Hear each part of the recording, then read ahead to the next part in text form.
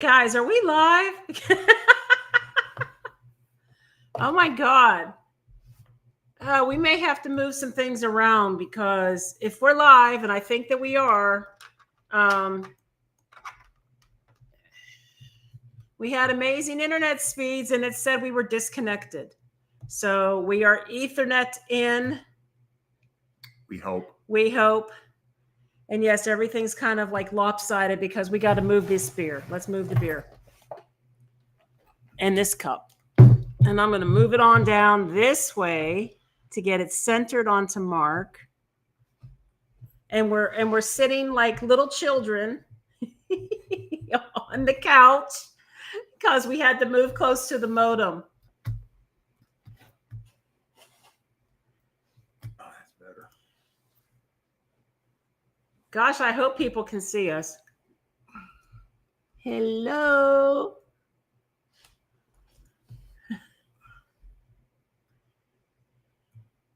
I don't know if anyone can see us. Are we there? Are we there? It sounds like a good time to open a beer. I think so too. Yes, we can. Yes, we can. Okay, good. Just wanted to make sure because we're having issues again. We just had to totally rearrange the living room in 30 seconds. 30 seconds. Literally. We had to move the table. The lights. Everything in 30 seconds. So that we could reach the modem. Oh, good. Thank you. Thank you, Michelle. Yeah, well, sound lately has been okay. It's been the video that's been the problem. Yeah. So the videos, it was better last time, which was an improvement over when we were using StreamYard. Yep. But I noticed it still dropped frames. Not as often, but it did do it. So as soon as we connected tonight, I panicked because it said we lost connection. I'm like, come on. Well, and then the intro video kept hanging up. Stalling. It just would be like, yeah. Yeah. So. Good deal. Good deal. So, hey, guys, here we are. Pros and cons of Mexico. Here's one of them. Yeah. Oh, goodness. So we thought we were getting a lot of feedback on that Airbnb video that we showed. And thank you all for being so responsive and and some of you for sharing the horror stories that you all encountered as well. You know, I read plenty of horror stories online coming from hosts who have really bad guests. And I've never doubted the fact that hosts will get really bad guests. Oh, God, no. We know it happens. We know that guests go in and they'll get a place just to have a party so they don't have the mess to clean up, or they'll go in there and they just don't care. It's not their property. They just don't care. They'll leave a mess behind. They don't keep after themselves sometimes. And sometimes they just steal things, which is why some people go to an Airbnb and there's like 2 broken pots and pans and a fork because somebody stole all the stuff in the kitchen. I read stories that one host said he had 9 Airbnbs. And it got to the point that he literally took the kitchens out of all of them and left nothing but a hot plate and a mini fridge. Won't be getting us to well, stay no, there, but he did that. I mean, but if you're looking for the people who are just going to be doing the quick, 3 to 4 day stays, that would be fine. But and he basically said, the one place that he thought would have the least amount of business is literally one of those ones that gets the most, and it's just for 2 or 3 days at a time. So, but one of the things that we did want to share with everybody, because the conversation sort of steered towards Airbnb, the platform itself, the goods of Airbnb, the bads of Airbnb, and one of the things we wanted to share was we actually have now booked one with Verbo, which we had never done yet in our stay down here. But for our stay in Puebla, we actually were able to locate this one particular property that we really liked, and it was on both platforms. And so it gave us a great opportunity to go, what's the price over here? What's the price over here? what's the pros of booking with Airbnb? What were the pros of booking with Vrbo? And Vrbo, I think some of the owners are starting to realize that if they start to do the monthly discounts like Airbnb does, they may start attracting more long-term stays, which I think for most hosts, they would go, yeah, that is, if we can get a long-term stay, don't have to work as much, and tend to be a little stabler type of people, that not going to, because the group that's coming in to party, they're not going to be there for a month. No, that's true. That's true. Yeah. Yes, Cindy. I agree. I think that I think it's cool, and yes, we're definitely going to share that with you guys. I mean, the biggest advantage that we instantly saw, well, two advantages we really saw with Vrbo, because we use Capital One as our payment method, and Vrbo is linked with Capital One, and is it booking or hotels.com, and I think it was Expedia, and so we get an extra 3% back. 6? Well, no, yeah, but I thought we got 3% from Capital One for using it regular. No, 6% from Capital One. Okay, so we get extra on the card that we had. Yeah, we get 6% back on the card. Yeah. So that saves us there. And the other really big advantage is the fact that we're not required to have to pay the entire 30 days in advance. They only require half payment, and their cancellation policy is much more user-friendly than Airbnb. Well, before we tell everybody to go check out Airbnb and run there, something that needs to be mentioned is that Airbnb doesn't have nearly as many listings. Vrbo. I'm sorry, Vrbo. Yeah. Airbnb has the most. Oh, they're the daddy. They have the most listings. Vrbo has far fewer listings. The fees actually between Airbnb and Vrbo are almost the same. I think it was what, $70-$80 difference? I don't know. Wasn't a whole lot. It wasn't a whole lot different. I never went to Vrbo before because they never offered monthly discounts, and Airbnb did. And on the stay in Puebla, he offered a discount at Vrbo as well. And like Mark just said, when you book on Airbnb, if you book a month or more, they take the full month payment as your first payment, even a year out from your stay. And that is a non-refundable month. So even if you get up, you can cancel your stay. If you're going to stay 2-3 months, you can cancel your stay, but you're never going to get that first month back. Nope. On the Airbnb platform, unless something horrible happens, like what we did. We've shown how that goes. But on Vrbo, you only have to put down half of that payment, and you will get a full refund if it's like, I believe it was within 1 month of your arrival. Like 30 days of arrival, something like that. So which, to be fair, that puts the host at a disadvantage because they're taking it off the market for you, and then you cancel. Yeah. Yeah. But I don't know. We'll see how this goes, and I may look further into more Vrbo stays as we move around. Yeah. Just to see. I typically didn't want to do Vrbo again because they wouldn't give the monthly discount and it was costing more.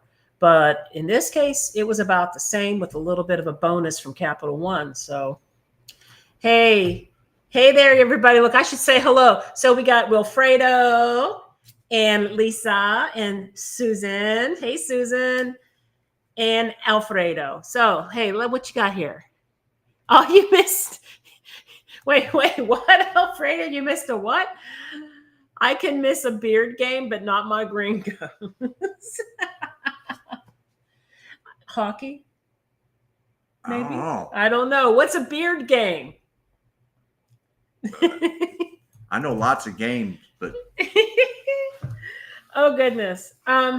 So yeah, all the comments on the Airbnb video got us thinking about what are the pros and cons of living in Mexico in general, especially the way we're doing it. So, well, I think where this is headed is we actually, after we got done doing the video, Bears game. Oh, Bears game. Well, Hi, Reese.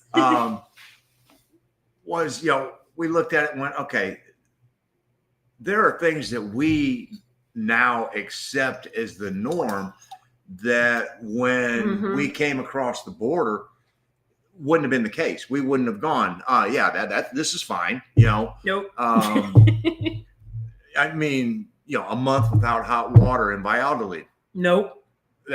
2 places without toilet seats. Yeah. Nope. So, I mean, it's not like we've lowered our demands. It's more like we have accustomed to what the norm is. That's true. Our expectations have been lowered because they've been adjusted to what is normal in Mexico. The things we've run into are not things that we would have ever expected to see in the United States. But we're not in the United States. But we're not in the United States. We're in Mexico, and this is how it is here. And standards are a little different. And as far as what is normal in Mexico, this is normal. Lack of hot water, sometimes no toilet seats. This is what happens. I mean, I know. It's, And I swore to myself, look, I get another place without a toilet seat, I'm just going to go to the Walmart and buy a toilet seat. I mean, $10 or less. Yeah, we were at the Chedraui, I think it was, and it's like 79 pesos for a cheap toilet seat. I mean, that's fine. Okay. I can do that. I brought my toolkit. We can put a toilet seat on. I mean, okay, so here's some of the things we've grown accustomed to in Airbnbs in Mexico. And these are like standard. The furniture is as uncomfortable as hell. Frequently. 50% of the time, 70% of the time. Yeah. The couches and the chairs are low to the ground, and your knees feel like they're coming up to hit your shoulders. Not good for people with arthritis. I can tell you that because I've got it. They're hard. They're uncomfortable, and or it's a lot of plastic, or it's a lot of that woven stuff, woven with the stretchy plastic. It's either hard plastic or the woven plastic stuff, or it's just hard. And for whatever reason, those uncomfortable, really low to the ground futons are really popular as a couch. The beds are super hard most of the time, that they're unbearable to even lay on without pinching a hip or having your arm fall asleep. Of that being said, we've gotten accustomed to this, and when we get a hard mattress, we go buy a foam topper in Amazon, and we either take it with us if we can, or we just leave it there. Yeah. I mean, we basically look at it and go, if it costs us $2.50 a night for a quality night's sleep, that's I thought about this, Reese, about taking that toilet seat. Maybe not. I don't know. My butt's been sitting on it. I guess if I sanitize it, it is my own butt after all. I guess. I don't know. Okay. It's I promise you, I am not hesitant to take it because of me.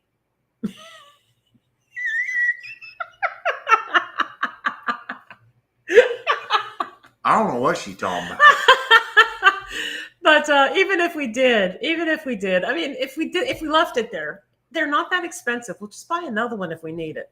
And we don't always need it. So it's not even necessary to take up the space to carry it. Realistically, we've had... Hi, Anna. 2 toilets.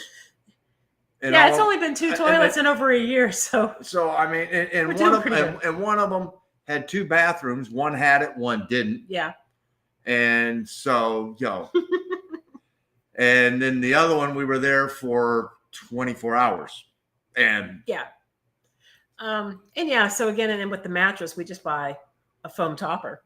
And it gives us an opportunity to try out different types of toppers. Yeah. And so far, the one that we bought in Veracruz is still the leader in the clubhouse. I think so.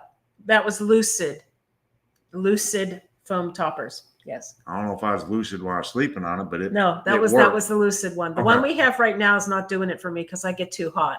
It's supposed to have cooling beads, but guess what? They don't work. It don't work. No.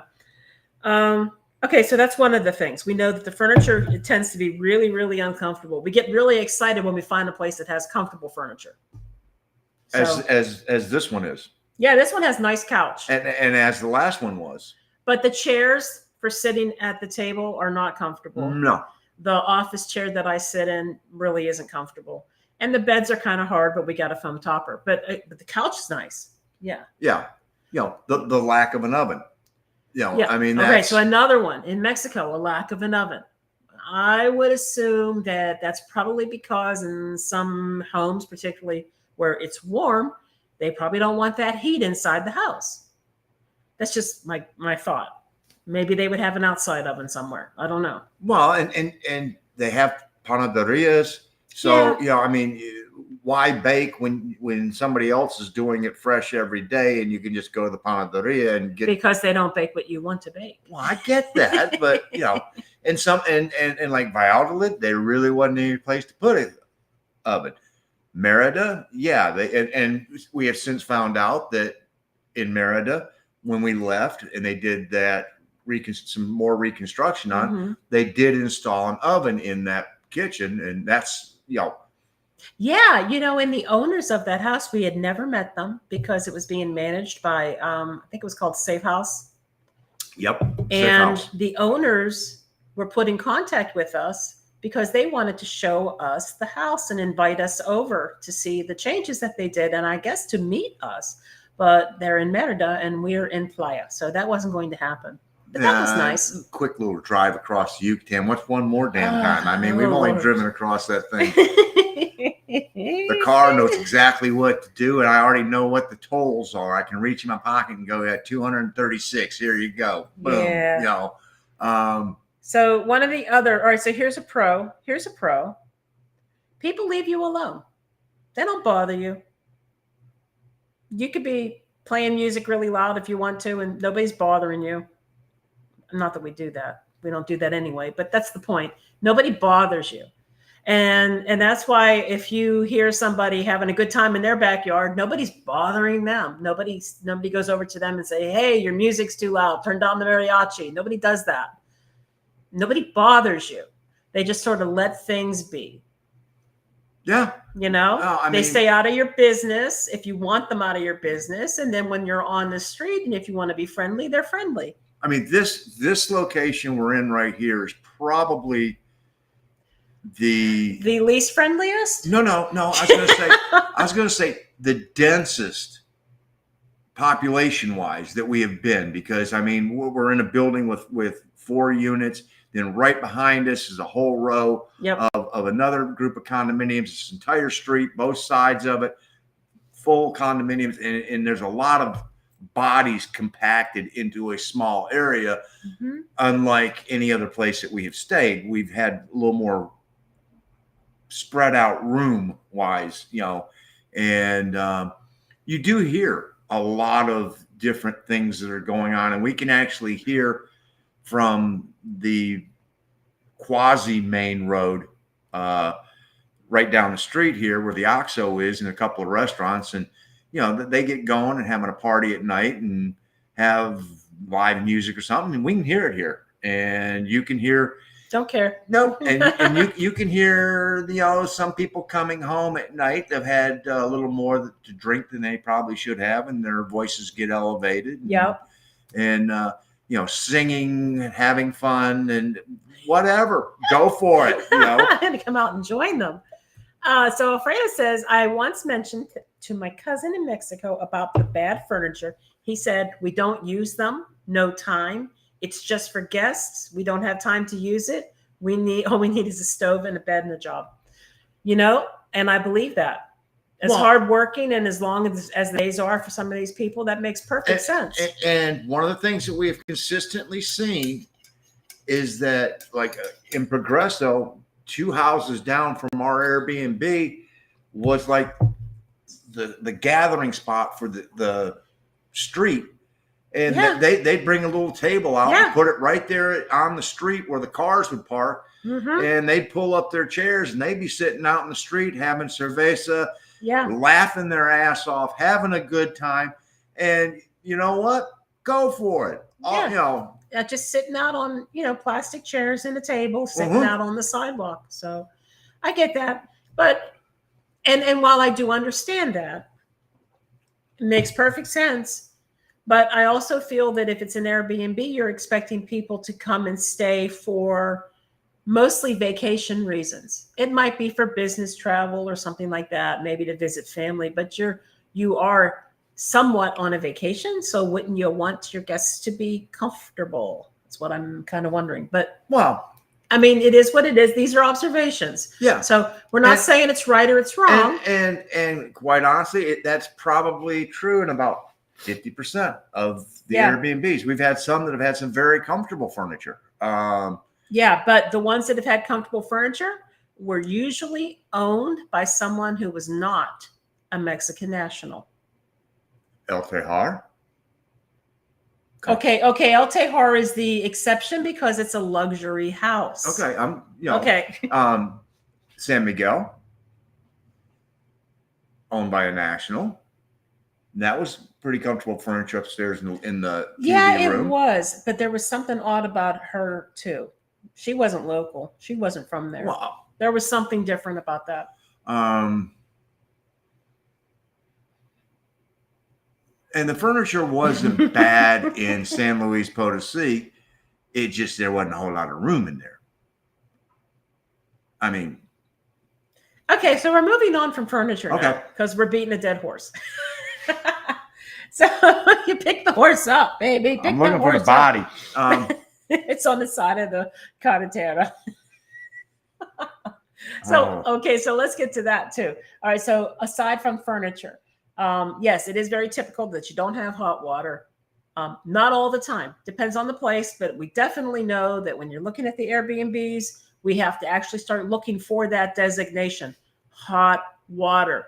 If it's not even listed, if the water's not even listed, I have to message somebody and say, do you have hot water? Well, and another thing that we do is we actually go through and read a lot of the reviews, because in reading the reviews, if you get American, people from the United States, people from Canada who are totally used to hot water, if they don't have it, they normally mention it, because that's just like, it's such a shock to them that we didn't have any hot water.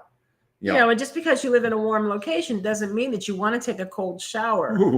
You know, when we were in Valladolid, I had to wait until the end of the day after the water had been heated in the Tinaco all day long to try to take a shower. And it was just basically barely lukewarm. So that can be a little bit uncomfortable. Hey, hey, gosh, thank you. Thank you. I thought Papa was talking about mine. Papa's not talking about you. He's talking about my hair. Oh, okay. Thank you. So Alfredo, aloha, state of mind. I used to not worry about cartel, but watched a video that dropped some facts that freaked me out.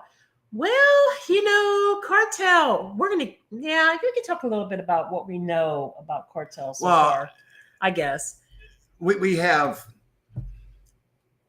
in our next 3 stays, which are Tulum, Tuxtla Gutierrez, and San Cristobal de las Casas.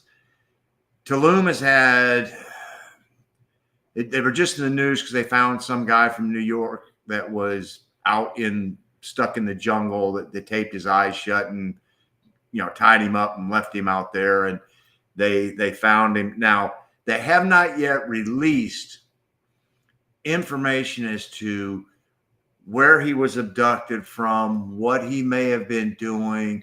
And it's not like the cartel just show up and go, we're going to snatch somebody. Normally, you have to put yourself into their realm in some way, shape, or form. And look, just for you. Yeah. Oh, thank you. Thank you, Mark. Yeah. Out of the 4 of us, I got the least amount of any of us. He says that, and he's got hair going everywhere. So then in the state of Chiapas right now, there's probably going to be some things that we wanted to do that we are not going to be doing. Oh, no. Because the cartel has set up their own roadblocks. Oh. And they're not going after tourists or anything else.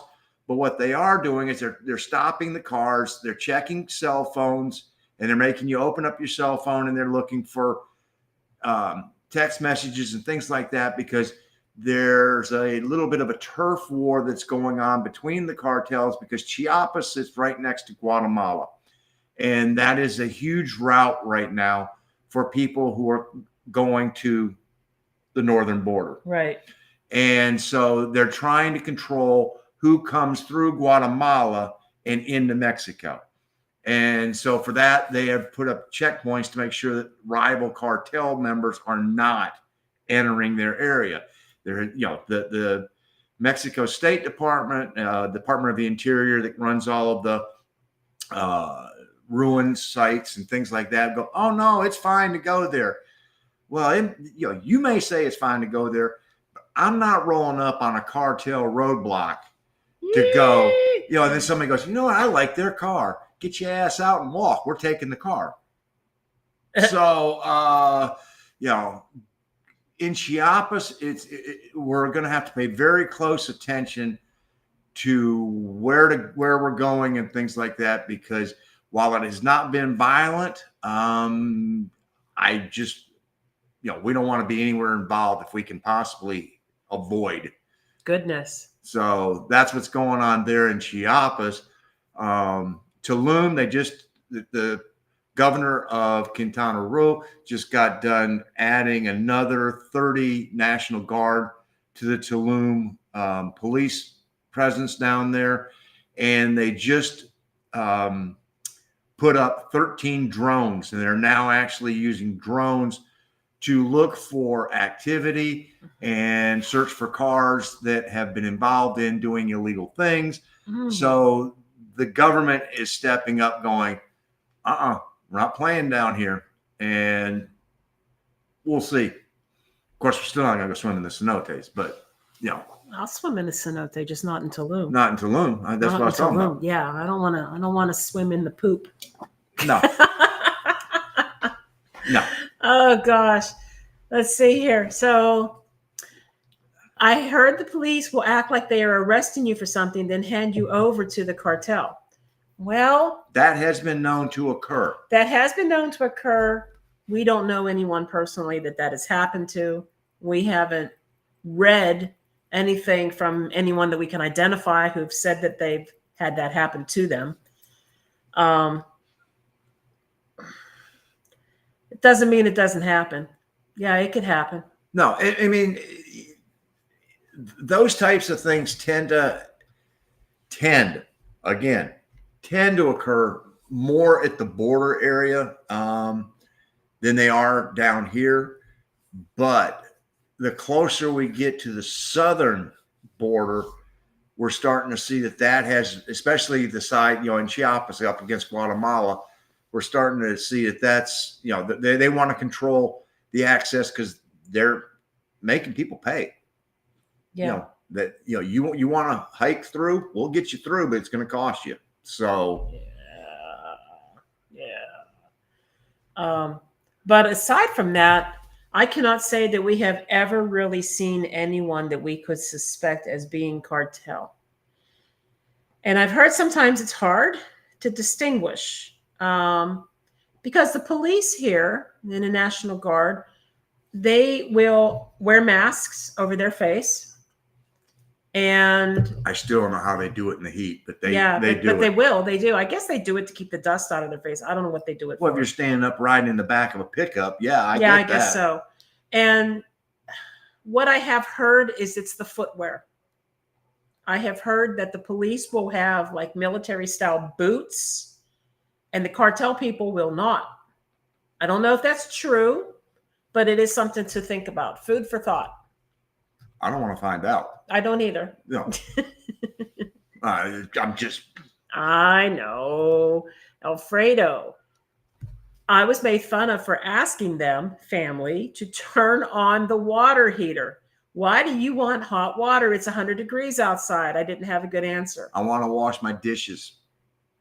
That's a good answer. I mean, that is a good answer. If you cook something and you've got some grease involved or something like that, yep, that hot water helps to clean them a lot more effectively than cold water. Cold water doesn't bust up grease. No. and your dishes come out nasty. And especially in a lot of parts, because not only do you sometimes have a lack of hot water, you also have a lack of water pressure. So you can't even try and, blast it off of there with pressure. It's a trickle and cold. Good luck. Look, wait, maybe she's talking about your hair, honey. No, that one says ma'am. Thank you. Gracias. Well, and I ain't got no new color. I mean, well, there might be a little more. Oh, no, Paul Liquithin, you didn't need to use your car heater. Okay, wait. We were watching this video. Okay, Paulette and Mark, we were watching your video about the car issue. There was something that you said that Mark actually knows firsthand as he used to sell cars. Do you remember what it was? Yeah. Trying to take it back to the dealer after you've had it for 3 months, and they would give you full value. Nope. It loses value the moment you drive it off the lot. As soon as you leave the lot. They have started to put a little bit of that leniency back in, because some of the states have enacted lemon laws. So there's now like a 7-day, 10-day, depends upon the state. But 3 months, nope. No. Because and here's the reason why, is because after that length of time, they cannot sell it as a new car. It has been titled, it has been owned by someone for that period of time. So it cannot be sold as a new car. It has to be, even though we bought a new car that had more than 750 miles on it, but they were by people, that worked at the dealership, that they gave it them as their loaner to drive home and this and that and everything else. But once it's been titled and it's got that many, enough miles on it, they're going to go, nope, got to sell it as used, and they take a big hit. So there's the reason. Sad part is you're the one that ended up taking the hit on that, and that sucked. That sucked bad. So anybody wants to see the whole story, go to Two Travelers Mexico and see their video about the car. Bad things in Mexico. The car. Yeah. Let's see. Alfredo, half my family lives in Mexico, the other half in the States. I've yet to lose a family member in Mexico. I've lost many here in the States to drug violence and drug overdoses. Oh, well said. It's true.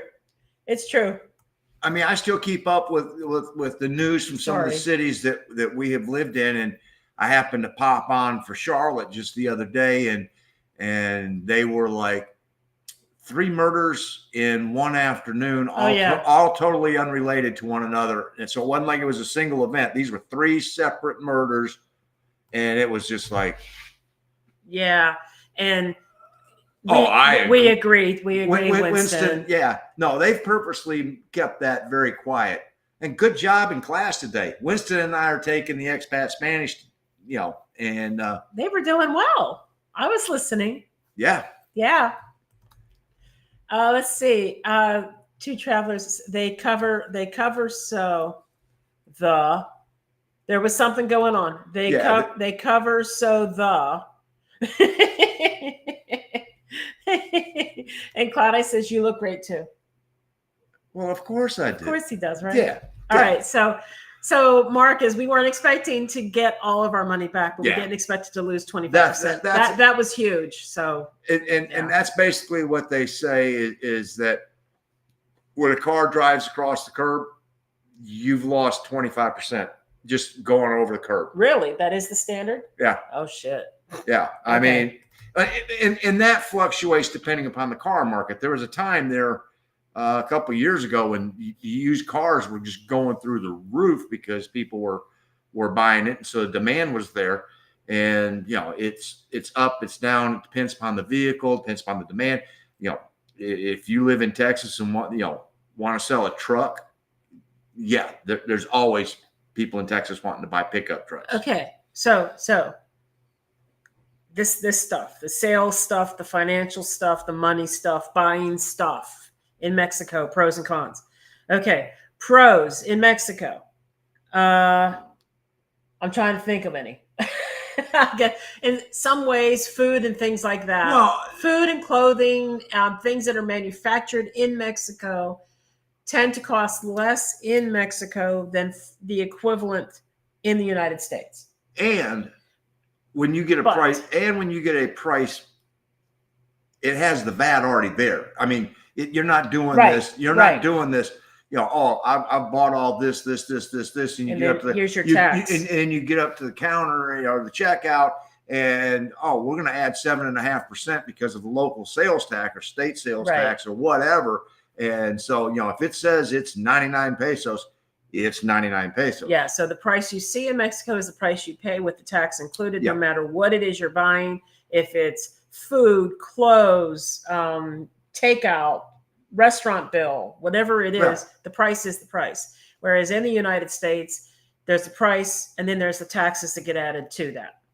All right. But the con in Mexico is if you're buying just about any kind of electronics, you will pay more.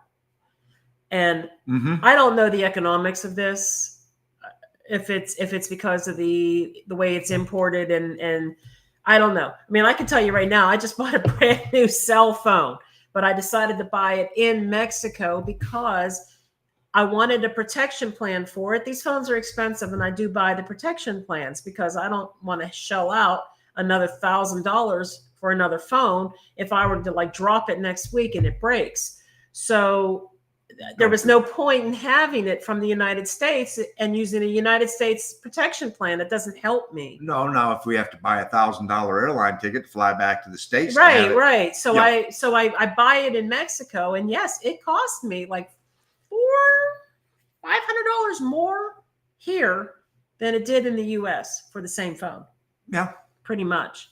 And the exchange program did not go the way it's supposed to go. I did a trade-in, and I still have not been able to do my trade-in. Yeah. So the exchange program, as far as that trade-in, is very similar to what Mark and Paulette ran into with their insurance thing. Yeah. We can do this. We can do this. We can do this. We can do this. We can do this. Here's your quote. Here's your quote. We're going to follow this process. Well, nothing is done. So what happens is I was supposed to turn my old phone back in within 2 weeks of receiving the new one, or the offer is rescinded. Well, I kept trying, and then I wasn't getting the email telling me how to do it. I wasn't getting a return package on how to send it back. I was on support twice with Samsung Mexico, trying to do translate between Google and everything else. I was even given a tracking number. I don't know for what, because it's not DHL. Then 2 days after the last support contact, I get an email saying, we're so sorry, your exchange program will be honored. We are having issues and everything has been delayed or something. I don't know. Yeah, but I don't know.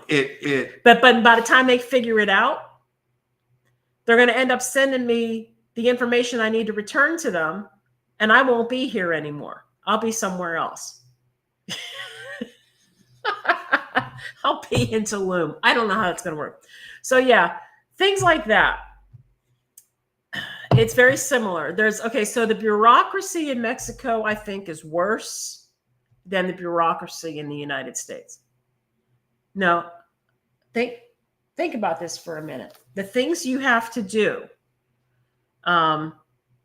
What are you looking at me like this for? There's nothing worse than the bureaucracy that's going on in the States. Tell me what we have done legally, paperwork-wise, in Mexico that we could very easily have logged online and got done and never had to make an appointment, sit on hard benches. That has nothing to do with the Mexican government. It's more... No, that's government. You mean that is because I can register our car registration online in the United States, and you can walk across the border. But if I need an RFC, I got to make an appointment, confirm the appointment, go to the appointment in person, and to become a U.S. citizen. Remember? No, I know, but this isn't. No, what I'm saying is to be there legally. The U.S. government puts you through the paces. We've seen that occur. So it's there's a lot more paperwork. There's a lot more things you have to go through. Like, for example, when our facilitator had to stand in line a second night in a row because they changed the rules overnight. Things like this happen. Things change. Laws are not interpreted by everyone the same way. So even at the consulates, the Mexican consulates in the United States, they have autonomy where they can interpret their laws and have their own requirements. There's a lack of consistency. It happens all the time where people will go online to Facebook groups and say, I have blah, blah, blah, blah, blah, blah, blah that I need to do. What do I need? What should I bring with me? Where should I go? And the answer will be different depending on wherever it is you're going. Well, what they do in Puebla is not what they do in Puerto Vallarta, and that's not what they do in San Miguel. Everything is different. There's no consistency. Banks, how to get bank accounts, no consistency. And Mark and Paulette will tell you about all their issues going through getting a bank account. Yeah, and Yvette and Arlene. But again, those are a lot of that is how the businesses work. You can't say that bureaucracy down here is not in your business anywhere near the way it is in the States. I didn't say it was in your business. I said it was inconsistent and it was very full of red tape, and it's more difficult for a lot of things. But the flip of that is that in general, the government stays out of your business here. So there's things like the whole red tape to get things done that's harder in Mexico. At the same time, the government in Mexico is not in your business as much as it is in the United States. No, and what they do is all right, here's the law, and everybody sort of interprets it their own little way here in Mexico. But it takes a little bit longer to get things done. But it's nowhere near as inane as what happens on the other side of the border on so many things. Right. That, it's this way or no. And does it make any sense? No. But why are we doing it? Because that's the law. And, it doesn't work. Well, the legislature needs to change the law. Legislature doesn't know how to do anything anymore up there, and that's. And so there are, it seems to me, unless we're oblivious to them, there are a whole lot more laws in the United States that you have to circumvent and navigate, or whatever you're doing. There are law after law after law after law just stacked that you have to get through things. And there's fewer of that in Mexico. Mm-hmm. For example, you will see entire families sitting in a back bed of a pickup truck rolling down a highway at like 65 miles an hour. We've seen in Mexico. We've seen a family of 4, including the dog, on a motor scooter. Yeah, I mean it's and that's how it is here. And but you will not see that in the U.S. because it's against the law.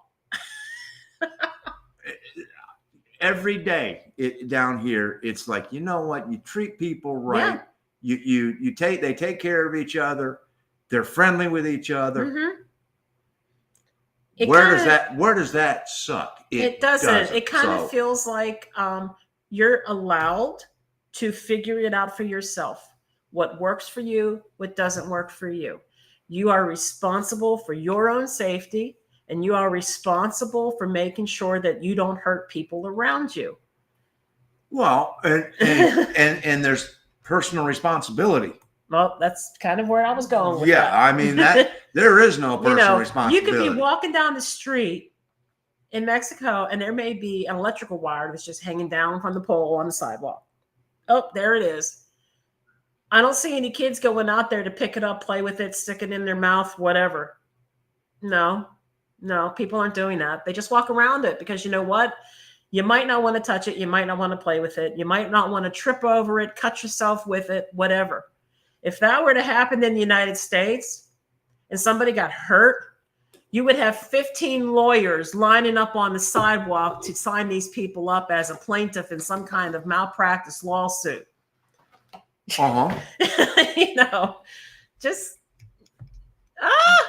Wait, I'm missing stuff. Wait, let me get back here. Oh, gosh. Oh, okay. So, well, Reese was talking about violence in San Francisco. Yeah. And well, I mean, they can't even have a parade for the world champion Kansas City Chiefs without idiots shooting at each other. And I was going to get to this, Mark and Paulette. Yeah. So refunds. If you want to take something back to the store, good luck getting your refund. You know, if you buy something, you bought it. And if there's something wrong with it, you need to return it, you contact the manufacturer. You don't roll into a Walmart or wherever you bought it from and say, I'm returning this, it doesn't work. Or I'm returning this, it's the wrong size or the wrong color or whatever. No, you bought it. They don't know what to do with it. They're looking at you like you got 3 heads. They don't do refunds. So that's just the way it is. Make sure you like it and you really want it or you're stuck with it. And you know what? And that's probably one of the reasons they keep prices down. Do you know how much it costs to have an employee deal with refunds and then have another employee restock things or return them to a loss? Well, have you ever looked at a customer service line in a Walmart? Oh, Lord. Yeah, I know. On USA, we do the work and learn how to do things. Mexico does it for us and take time to do it all well, too. True. Yeah. Oh, gosh. I don't know what I did. Hey, is that Lisa or Romy? I agree with Gina. Gosh, I missed what it was you were agreeing with me with. I'm so sorry. I think that's when we were having the discussion about what was going on as far as bureaucracy. Bureaucracy. Yes. Hey, Sean. Hey. Grace, my jam. What's up, guys? Sean, we're so glad you're here. God, I hope I didn't hurt anybody when I yelled like that. That hurt my ears. I was about to take my hearing aids out. Sorry. I will take the lower taxes and more freedom over the little inconveniences. You damn Absolutely. Skippy. Perfectly well said. And by the way, just got home from another quick lakeside trip and miss it already. Oh, man. Here you go. Kids can't have a lemonade stand without a business license. I hope you're joking and that's not actually. Is that actually true? Yes. Are you serious right now? Man, when I was a kid, we would stand outside with the Kool-Aid all mixed up. I'll tell you how bad the insanity has gotten. Wow. I actually read a story today that in the state of Indiana, the state took away a child from their parents because they refused to use the preferred pronouns by the child. Okay, I don't want to go down that road right now. That's crazy. No, but the state should not be getting in. No. You know, taxes and fees on everything in the U.S. compared to Mexico. Oh, you're not kidding. And I recently saw a video by Maddie Gold, and she's readjusting to life in the United States. And one of the things that she mentioned that she noticed was that, standard tipping in restaurants in Arizona and most places at least used to be 15, maybe 20% if it was really good. And now that range that she's noticing is 20 to 25%. No. I'm like, a quarter of my bill for a tip? No. I don't think so. No. Yeah. And the other part about that statement right there was there are so many hidden taxes. I mean, it's and this is buying so true. tires and isn't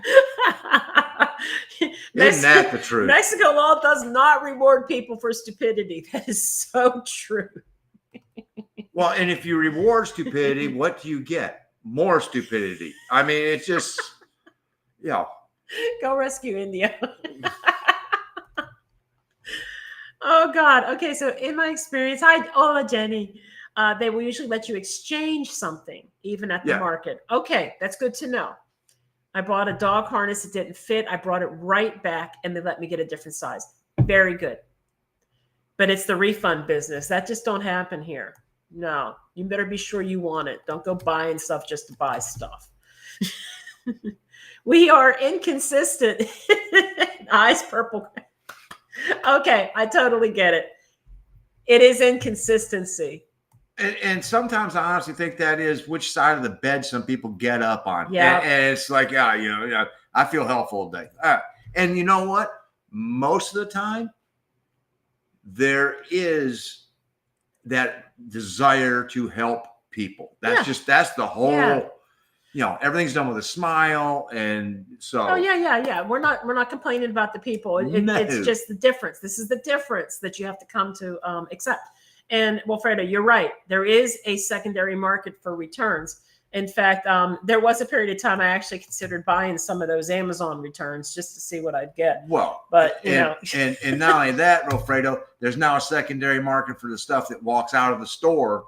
See? Since you get $1,000 worth of free take-home stuff in California without being charged, so yeah.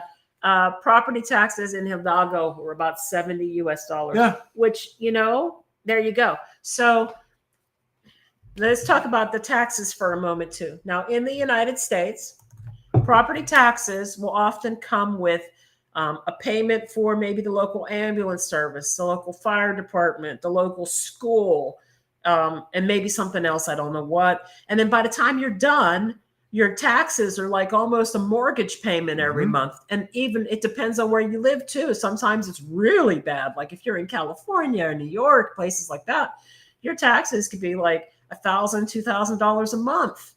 And if you're in like, smaller, what they consider flyover country, your taxes might be the equivalent of like $100, $200 a month. But the point is that there's a lot rolled up into those taxes that get shown on your tax bill every year. Now, in Mexico, I don't know, though, do they show on the property tax if the money's going toward any specific service? Because the truth is in Mexico, a lot of services, including utilities, are subsidized. And this is one of the reasons why a lot of people get kind of upset with immigrants and expats who come and live in Mexico, because we aren't always paying directly into some of those subsidies. Now, I would assume the VAT tax may go towards some of those subsidies. I'm not really certain. It does, and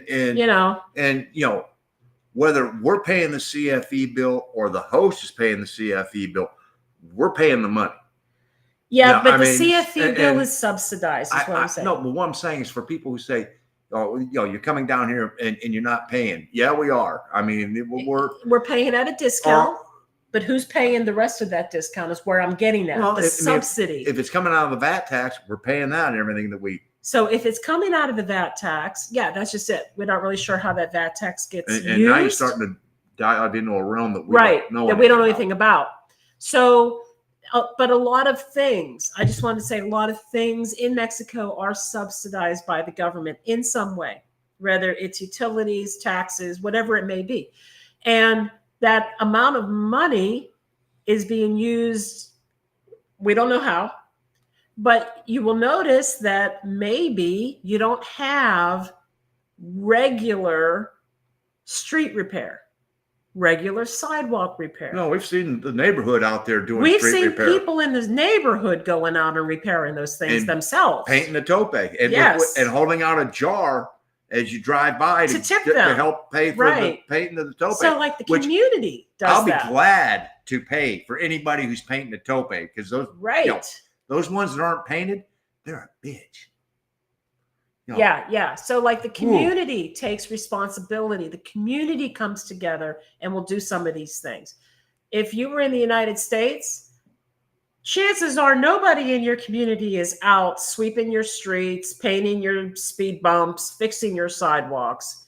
You just call some yo-yo company, come do this, and they do that.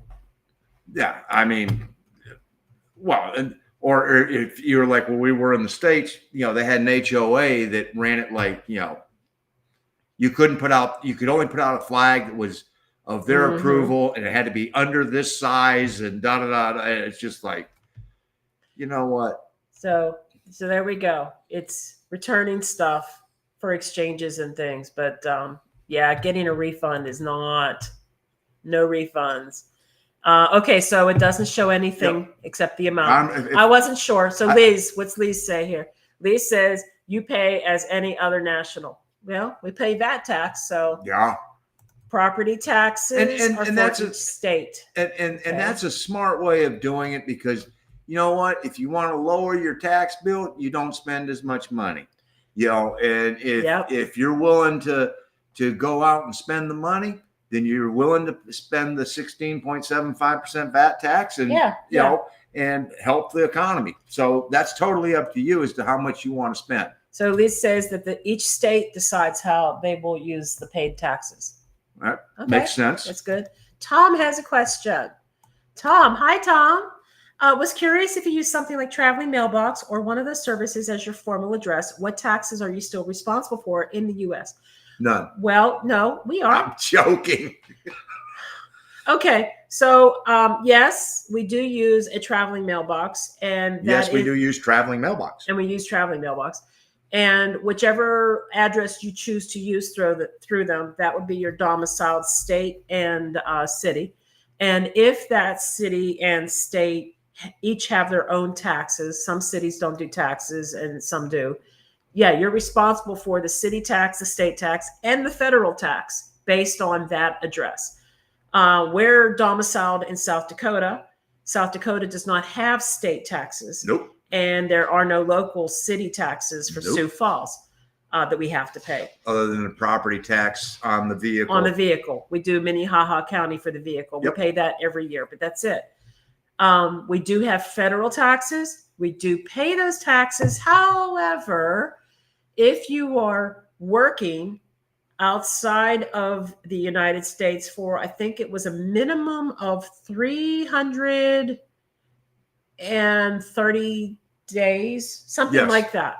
Well, 300. You had to be in. You couldn't have been in the States for more than 30 days. Yeah. Okay. So you had to be out of the country for 336 days. So as long as you worked and got paid outside of the country and you met the minimum number of days, you will get refunded up to a certain amount of your federal income tax that was withheld. The first 122, somewhere in that somewhere ballpark, around like $125,000 of your income will have the taxes refunded.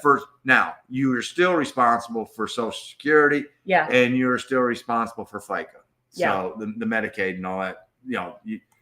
That part, and basically what we're doing is she pays me every month.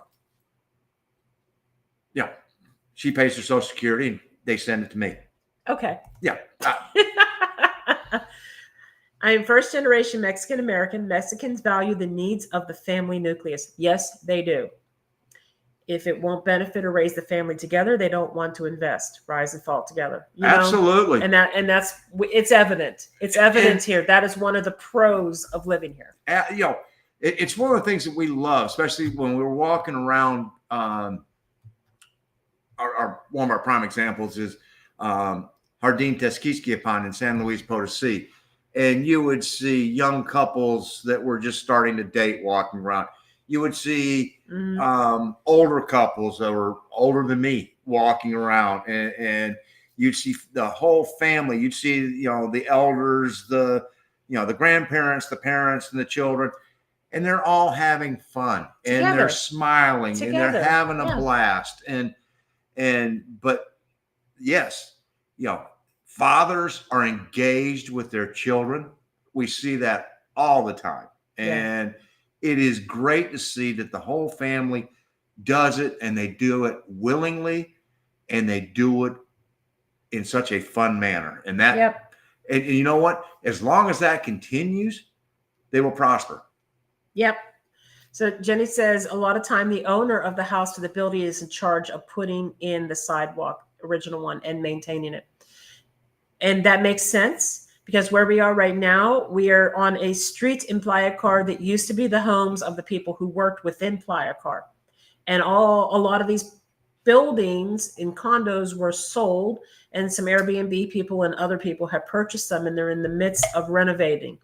What I've noticed is that each one of the condos has a little bit of a different setup, either with the sidewalk or the driveway or something like that. Just a little bit of a difference. And next door, they're working on something right now. And I noticed that they're doing work. They're working on a lot of work going on. Yeah. So that makes sense to me. It does. In the United States, they'll put the sidewalk in, but then the homeowner or property owner is responsible for maintaining it, say, in the winter if there's snow or ice on it.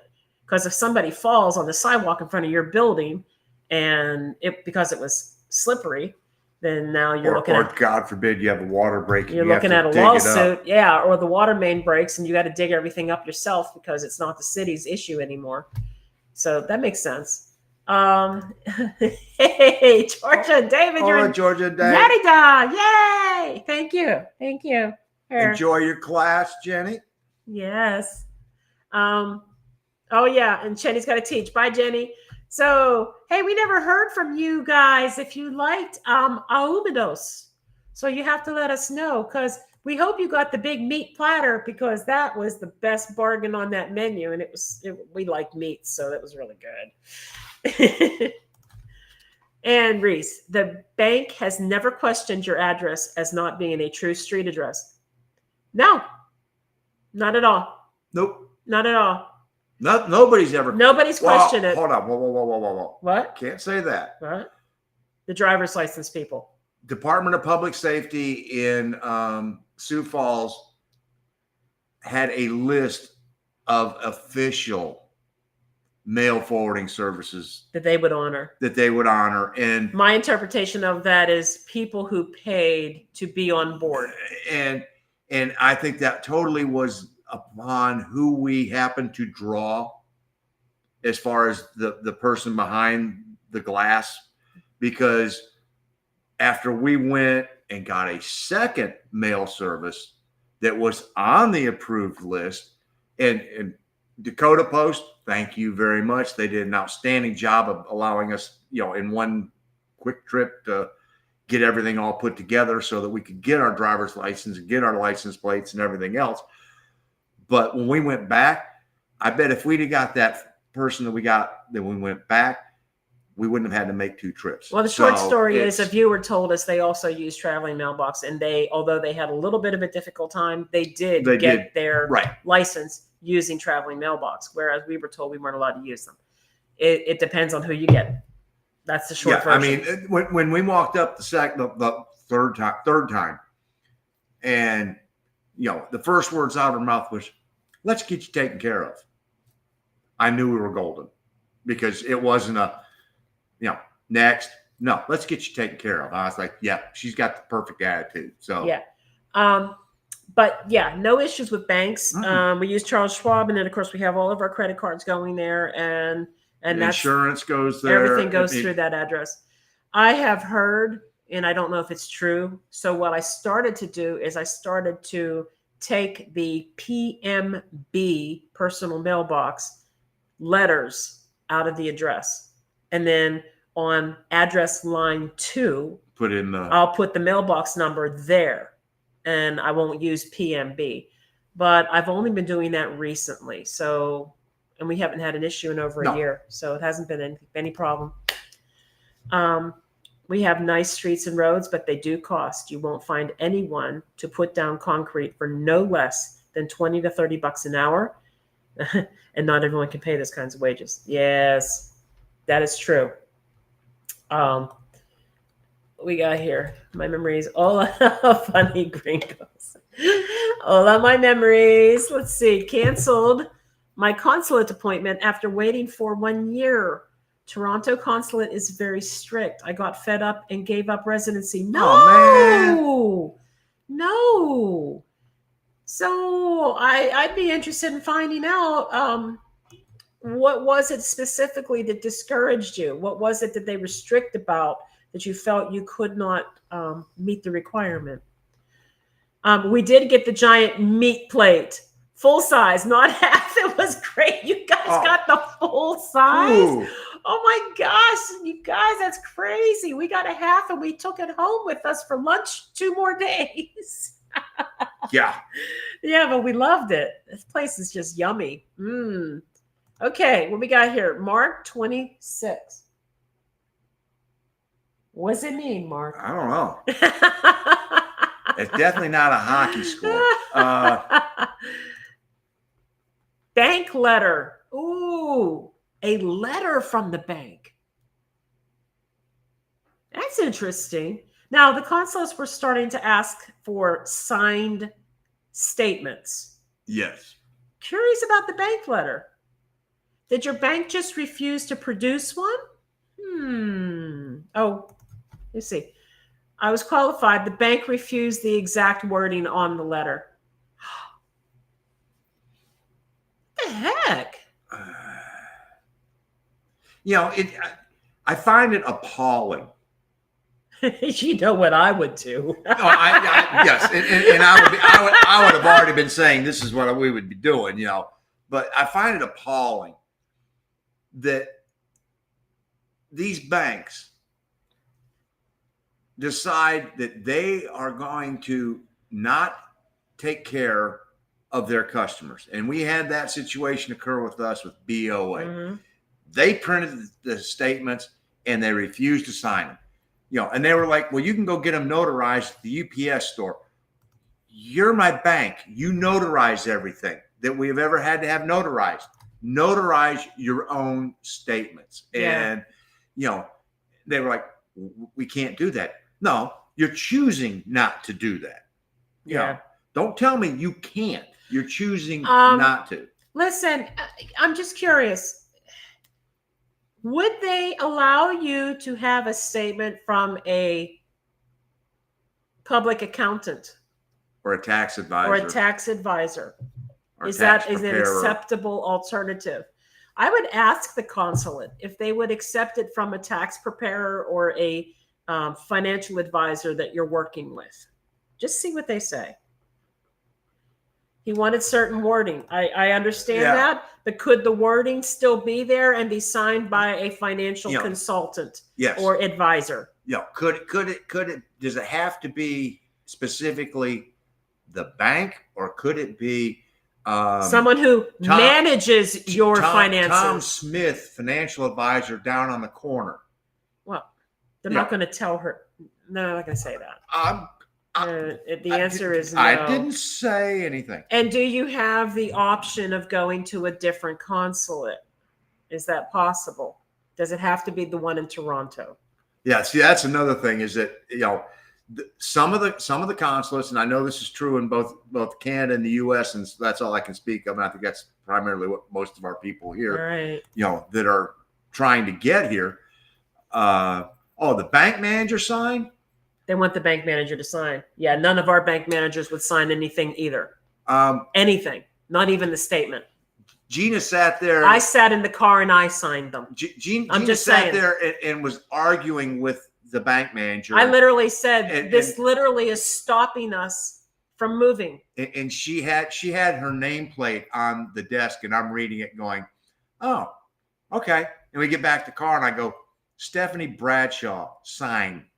I did it. And she's like, huh? I didn't want to do it. No. But I sat in the car and cried. I really didn't want to do that. But you know what? I did it. And the consulate, the consulate was not going to, they don't know what branch we went to. So they had no clue. They had no idea. No clue. Stephanie Bradshaw could have been the security guard for the bank. They didn't know. And realistically, after we got it signed, we almost got a wink from the young lady going, oh, good, you got him signed. Yeah, she looked at us and she goes, you got him signed. What did you do? And I looked at her and I said, I cried. And that's all I said. She didn't lie. And she goes, I don't know why they want this. I don't know why they have to have them signed, just as long as they're signed. No. So, they weren't calling anybody. They weren't checking on it.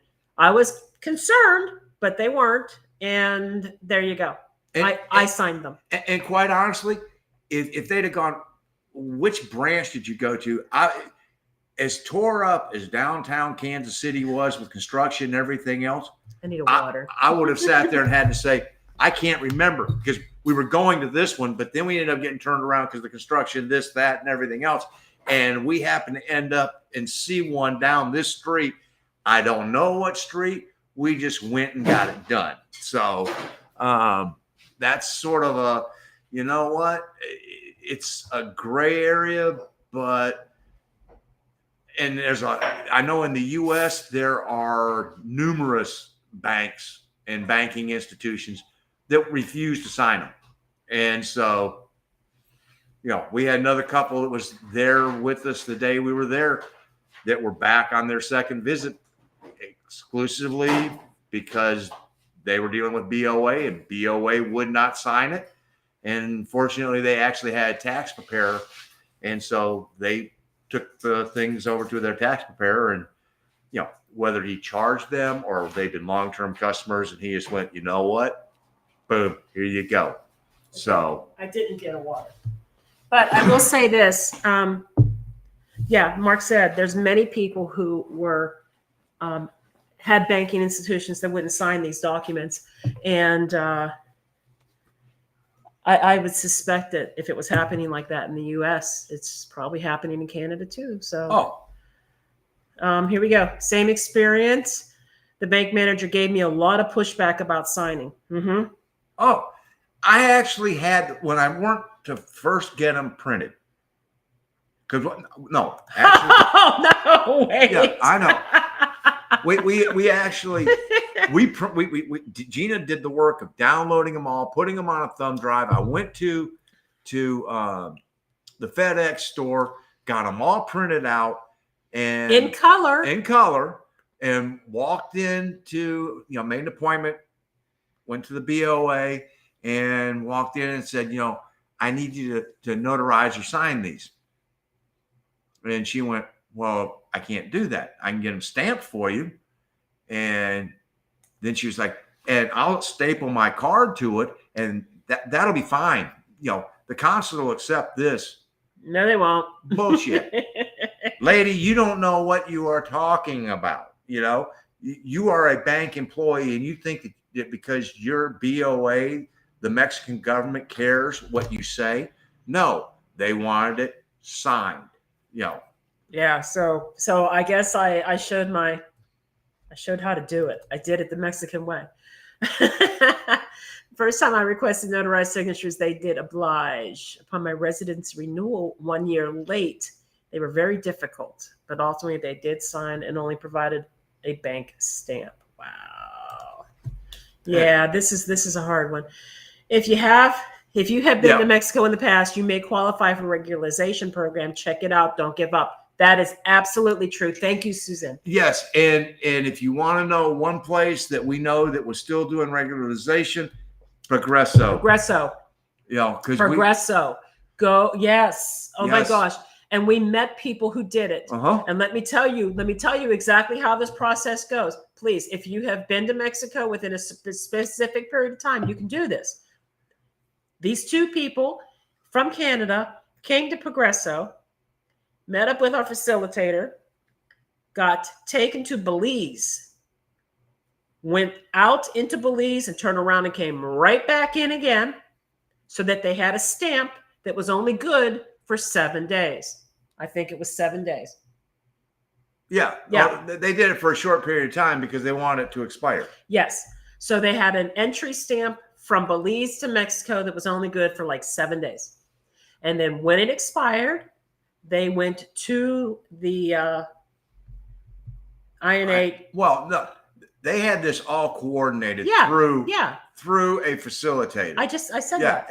And the facilitator had already set up the appointment with the INM office, and so he knew, okay, this is the day, so it's got to end the day before. And took the Belize. And the facilitator or somebody associated with the facilitator went with them and greased the right palms and got exactly what they wanted as they came back in. And walked in, showed the passports. They ever had, the visa had expired. I had the FNM had expired previously. They had stamps in there from being in Mexico. Boom, boom, boom, boom, boom, boom, boom. Pay out your money. 4 years. You instantly can get 4 years of residency. And then the next time you renew it would be permanent if you wanted it. The hardest part about that is actually finding the locations of the INMs that are still participating in the regularization. And that is subject to change at any time. And that's the hardest part. So And see, so again, here's the inconsistencies, because the only thing that's consistent is the inconsistency, and it's up to each consulate to enforce and demand what they want. Not everybody is doing the forced you must sign. So listen, my memories, I'm going to jump real quick down here. Honestly, if you've been to Mexico with sometime in the last year or so, even as a vacation, all you have to do, I mean, I think just the Belize thing is enough. Mm-hmm. Well, I think if memory serves me correctly, you had to have been in the country before 20. Oh, okay. 22, 2020. Look, if you want to know more about it, we can put you in touch with someone who can give you the details. But if you can't do this the way you're trying to do it, there are still some limited places in Mexico that are doing regularization. You will be able to get through that way. Yeah. Yeah. But it was one of the things we worried about, because we got new passports before we came down, because Gina's was going to expire, and they wouldn't have let her in the country because hers was going to expire within 6 months of us coming in the country. Right. And so we were like, well, this is stupid. We might as well both have them at the same time, so that, I think I forfeited 3 years, 2 years, whatever it was. We wanted them done at the same time, so that way we knew when one of us had to do it. Well, we both got to do it on the renewal. But our old passports, we had all these stamps from coming to Mexico, and we were worried about, well, the new one isn't going to have it. And so fortunately we got in to see Kansas City. I'm going to speak up on this too. What would one do if they have an online bank only? That's a very good question, because as you just said, Ally, Charles Schwab, they are not providing the signatures either. Chase is not doing it. Bank of America is not doing it. I mean, these are Citibank. These are major banks. The major banks in the United States are not providing signatures. What? Oh, yeah. You just signed it yourself. They're not calling your bank. No, they're not going to call your bank. If here's the thing, if you don't give them a red flag, they're not going to go that extra mile. It's kind of like one of those where you have an attitude where you walk into a place and you act like you belong there. And you do it with a smile. Yeah. I mean, that's the whole thing. If you give them a reason to not want to let you in the country, then they can find it. Yep. But if you go in there and you're happy and you're going, yes, this is where I want to be, da.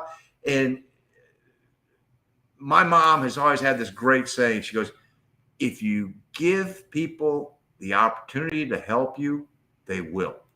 You give them a reason to not want to help you, they also won't. So Stephanie, very good to know that San Miguel's also doing it. Very good to know that. So there's options. Look. Wait. I'm gonna get down here. Hold on. Let me get down here. Do not give up. If this is what you really want to do not give up. Nope. If it means that you take a little vacation to Mexico to get the stamp that's required to be in your passport book so you qualify, just do that. Go spend a week someplace. Just go do it. Just go have fun. And then try the regularization program. You don't have to prove income with regularization program at all. No income requirements. You just need a facilitator to help you get through the process. You can do it. Yeah. All right. Let's see. There you go. See? Last visit 2021. I think, or what, did it have to be more recent than that? No, there was a date. There is a time limit. It has to be two things. It had to be, you had to be a current passport, and it had to be before, and I think it was either 2022 or 2020. I can't remember which. One of those two. You had to have a stamp. We can get you the details. Yeah. If you we can get you the details. You can do this. You can go and get yourself residency through regularization. And there are still a handful of places in Mexico that are doing it. Yep. Let's see. Will you let your U.S. passports expire? Nope.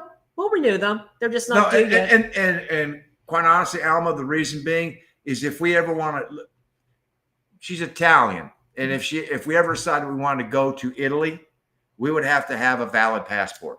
We're not Mexican citizens, so we would not have a Mexican passport to fly on. So we'd have to have a passport. Yep. And she's also she's a royalist. She would love to go to England. I want to go to England someday. I'm such an Anglophile. So no, that's the word. Yes. Yes. And I'm not really a royalist. I'm an Anglophile. I know a lot about the royals, but 9 times in 9 years. I'm telling you, honey, you can do this. You got the stamps. You've got stamps. Yep. You can do this. You do not have to count on income. You can do it the regularization. Yep. It may not be the location that you ultimately want to live in, but if it's doesn't matter. But if it's enough to get you your residency for 4 years, then you can go live wherever you want to go after you have the residency. Go to the Mexican Relocation Guide and look up under facilitators for either, since we know San Miguel de Allende and Progreso. Yep. You can look it up for either one of those 2 particular cities. Yep. Contact somebody and go, here's my situation, and I would like to know if I could get this done through regularization. And I'm sure somebody can give you all the deets on that. And Winston is, again, correct. The inconsistencies. In the U.S., not every consulate's requiring these signatures, but some of them are. Well, and apparently in Canada, they are too. So again, it all depends. Hey, Vintage Vix. Thank you. Thank you. Oh, that's right. They're talking about you, honey. Yeah. A little more salt in with the pepper. So yeah. I could give him some hair. All right. So thank you, Cindy. You need to have been here before 2022. So there. Yeah, I thought that's what it was. So there it is. You've got it. Look, you've got it. On your next trip, you've already got what you need. On your next trip, make a trip to San Miguel or Progreso. See, if you've already booked your trip, see if they happen to have an INM office in that particular city. Yep. And if they're participating in the regularización, then all you have to do is, again, these are lay people giving you this. I would contact a facilitator and work with a facilitator, but get a short FNM that's short a couple of days that allows you to go to the INM and do your regularización, and then you fly out and you are done. You are now a temporary resident. There you go. No financials. Now, if it were me and if it was us, just because I know the way that we do everything, we would be taking all of the paperwork. We would be taking birth certificates. We would be taking the marriage certificates. They'd be apostilled. We would have everything needed 9 ways from Sunday. So in case they were to go, do you happen to have? Oh, yes. Here. Well, we have everything. Yeah. We got it. Look, see? So Shane had my accountant sign everything after the bank refused. Yep. And all they looked for was signatures. They didn't care. Nope. It could have been the security guard. Yeah. They didn't care. I was about to find a hobo out in the street and go, hey, sign this. Here's $5. Sign these. Yeah. Some of the issues we're having with Mexican government is that many of the bureaucracies are still using hard copy and have not been fully digitized. Absolutely. Yes. And that posed a problem in crossing at the border, because when they went to the computerized system, everybody was going, some YouTubers were out there saying, well, they're always now giving 180 days when you enter. Well, that was because they were implementing the new computer software, and the default was to 180 days, just so that they weren't having any issues with the computer. Then some things happened along the border where they were restricting entry for the truckers, and the government's back and forth started going, well, you want to play that game? And then they started shortening the stamps. And, it's instead of coming up with a real-time solution, it's politicians doing what they do absolutely best, which is screw it up. So, and there you go. Here's a really good one. Yvonne Pavon. There you go. Thank you, Wilfredo. That's someone you can connect with. Querétaro's not that far from San Miguel, and I'm sure that they can work with. Well, you got to fly into Querétaro. Yeah, so you can work with someone who, if Querétaro does not do regularization and San Miguel does, that's someone who can definitely assist. 45 minutes. And thank you for thinking that we're both hot. That's awesome. Okay, listen. So Playa del Carmen or Puerto Vallarta, need a facilitator. Yes, I'm taking all documents, full Bible. We don't know facilitators by name in those locations. I know that you will find them in the Mexico Relocation Guide if you are not already a customer. It's worth the expense, we think, if you're not a customer, to get it, because you will use it even after going through this process. You'll use it for other things. But I don't really know if regularization is being done in those areas. No, that's the problem. So we know for certain Progreso, because we personally know people who went to Progreso, and now someone has confirmed San Miguel. But some of these places stopped doing it. And that's why from what we understand, it's a pocket full of places across the country that are still participating in the program. And again, it's back to what we were having a discussion about an hour ago, of the inconsistencies and this and that. And that's, Yeah. So thank you, Cindy. Yep. Yeah. Need to be in Mexico with an expired tourist permit. So see, that's why this is very important, that you want to be sure that this is the process that you're using, and you have someone to walk you through it and assist you with this, because you're going to be expiring your tourist visa intentionally. And that carries a fine. Right. And so here's the secret is, you don't want to get there and then, go, let's say you flew into Querétaro. You come into the Querétaro airport, and you don't want them suddenly giving you, boom, 180 days. Then that means you have to stay 181 or come back down. But, so you need to have that all, it has to be a synchronized plan of going, I'm going to be in Querétaro for 10 days. I need a 7-day pass, because on the 8th day, that's when we're going to go to the INM. Yep. So. And yes, Sonia Diaz gets very good reviews from people. I don't know if she's in the Mexico Relocation Guide or not. I don't have it right now, but I will say she gets lots of really good reviews. And Ernie Baca from Retired Life in Mexico, No Bull, has mentioned her in the past. She's well sought. Yep. She gets a lot of business, so she does this. We're not going to go any further on facilitators by name. No. I know. They're putting it out there. It's put right there. I'm just saying, I've seen a lot of reviews, and a lot of people have used her, and people are familiar with her name, and she does a lot of business. So yes, she would know. Yes. What she's doing out there. Look, we got more people coming up here. Teresa Sanchez in Puerto Vallarta, and they would let you know about regularization. There you go, Shane. So thank you, Shane, for providing that. So my memories, if you want to go to Puerto Vallarta, maybe connect up, look up this Teresa Sanchez, and see if this is something that's being offered there.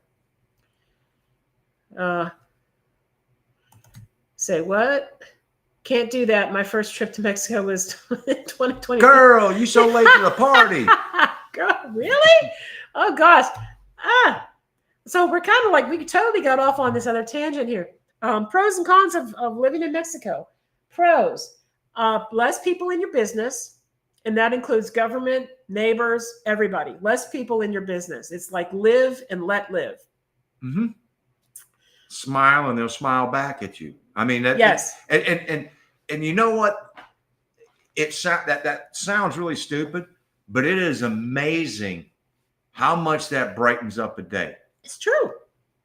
I mean, to see people smile and the importance of greeting people and talking with people. And even if you don't quite fully understand what it is they're saying, you can tell by the way they're saying it. It's nice, and it feels good to have people go, buenos dias, buenas tardes. It's just that's a pro. You have more interaction with your neighbors if you choose to have it. I mean, if you were to give someone a greeting that you're passing on the street, 99% of the time they're going to reply back. They won't ignore you. I can't say that for Playa Car, but then we're dealing with people who are from all over the world. We're not dealing with that many Mexicans. This is a lot of international. Yeah, here. this is. And I would say that what was already brought up before, it's very family centric. There's a very core family unit everywhere you look. And that's nice to have. People are involved from older generations to young in that family. And everybody is looking out for the true best interest of all parties, old, young, everybody. Right. And, the downside in some way is it is an extremely patriarchal society, and there are some issues with domestic violence that is probably they're starting to pay attention to, which, Well, femicide was a thing for a while, and it happens. But it's improving. And there's been a lot of demonstrations. There's been a lot of light that's been shined on that subject. Right. But so in general, though, the friendliness and the family are so much more important here than it appears to be in the U.S. You have less violent crimes that are massive making the news like they do in the United States. Now, is that because there's less gun violence here? Yes. But I think it's also because in the United States, there's an agenda when it comes to gun violence. So they shine as much light as they can on it to put it into the news when it's something huge, where it speaks to the agenda of gun control and things like that. So they want to shine light on that. But then they'll ignore the common crimes on the weekends in like South Chicago and stuff, because that doesn't move the political agenda dial. So... But there is a lot more gun violence in the U.S. than there is here. There's nowhere near the guns. I mean, it's just the gun. People don't carry guns around here unless, of course, you're cartel. And the other thing that is a huge difference is the church plays a big role. Yes, and I mean, no. Yes and no. A lot of people go to church, but then a lot of people don't. I've read that on social media and stuff. There's not everybody's a churchgoer. I understand that, but you see a whole lot more altars, shrines, and things like that down here than you do in the States. I don't know. Is your phone connected to something? I don't know. Okay, that was weird. Oh no, battery low. Maybe that was your battery low. I don't know what that was. Nope. I just heard it again. I don't know. Okay. I think his phone's connected to his speaker on the ground down here. No, it's not. My phone is not connected. How are the Spanish lessons going? Well, we are both theoretically one class away from completing our courses. I think that it's going well. I have definitely learned more vocabulary and useful vocabulary. I can't say that I've put it into practical use. Yes, we got to get whatever this is that's making this noise. Just ignore okay. it. I haven't really put it into practical use yet, but I'm only in the level 1. And I listened to him doing the level 2, and I'm understanding pretty much what they're saying and doing. So I think the classes are good. I would like to maybe do another level and try to move up like he's doing. But I have to admit, as I thought was going to happen, I've pretty much had to set some other things aside while I try to concentrate on that. And I haven't been concentrating on it as much as I want to, but definitely more than the other attempts that I've made because of the accountability of having to be in class and be prepared with a lesson. So I think they're going well. That's the short answer. I think they're going well. I mean, and I'm in there with both Winston and Rick.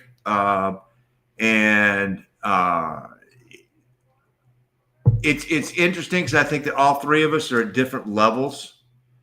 I mean, we're all taking level 2 Spanish, but I think that proficiency wise, we're at different levels on there. But the class is structured in a way that makes it very easy to learn. And it's one that they don't try and give you too much information. You know, you're not trying to cram a year's worth of vocabulary into 6 to 8 weeks worth of classes. It's more about let's get you to understand the, you know, ser versus a star, which, you know, if you can figure out ser versus a star as far as verbs, you've gone a long way. And that's, you know, but yeah, I wasn't exactly sure how much I was going to get out of it, but I've gotten a lot. I really have. So you're feeling good about it. Maybe Winston can speak up and let us know your thoughts, Winston, as well. Hey, David. Hello. Hola. I'm so glad that you're here. We miss you. Had to put the boy down. Put the boy down. Yeah. Little man. And we'll afraid us that, and we know all the Querétaro people have left. You know, you still have Jordan and Mai. Yeah, but we could, you know, when we come back, we'll only be there for 6 months. So yeah, I mean, we like Querétaro, so we'll be doing our business there too, for sure. Hola, Ingrid. Hi there. Have you decided on a place to settle in Mexico yet? Not yet. We are only about a third of the way. Yeah. About a third of the way through. And we're going to do all of this year with, I mean, we're in Playa Car right now, which is in PDC, and that ain't happening. I know there's a lot of people who come down here and love it down here. Not us. It's just, yeah, it's expensive here. Mm-hmm. And then we're going to Tulum, and we after vacationing in Tulum went, no, you know, but we're going there for the music festival, and then we're back on the road, and then we're going to Tuxtla Gutierrez and San Cristobal de las Casas, then down to Huatuco, then Oaxaca, and then Puebla. And then at the end of the year, we're taking a 6-month sabbatical and going back to Querétaro, see our friends, recharge our batteries, you know, and just, yeah, we're not going to stop doing content, but we just need to. Yeah, yes. You know. But we still have lots of places to go. And the cities got trimmed down. It was almost 30 cities, but it's probably closer to about 24 or 25 now. I think by the time it's done, it's going to be closer to 20. And so far, we can't say that there's 2 that stand out. And one is Querétaro, and the other is San Luis Potosí. And both of those are Central Highland locations. We are finding that, yes, the temperature in the Yucatan might be a little too much for us, but more so, it's the expense. Yucatan is the most expensive places that we have stayed so far. In all the places that we have stayed, the Yucatan exceeded, sometimes almost doubled what we spent in other places. And the rate of inflation down here is higher than any place else in Mexico. So it's rapidly changing, and the QR is not cheap. Oh gosh. Toastmaster group. What? In Spanish, as soon as you move to meet somewhere every week. Free of charge. Woo. Are you going to teach? Are you going to teach us conversational Spanish? That could be fun. That could be real fun. Yeah. I mean, it's gotten a lot better, and part of that was just by necessity. Mm-hmm.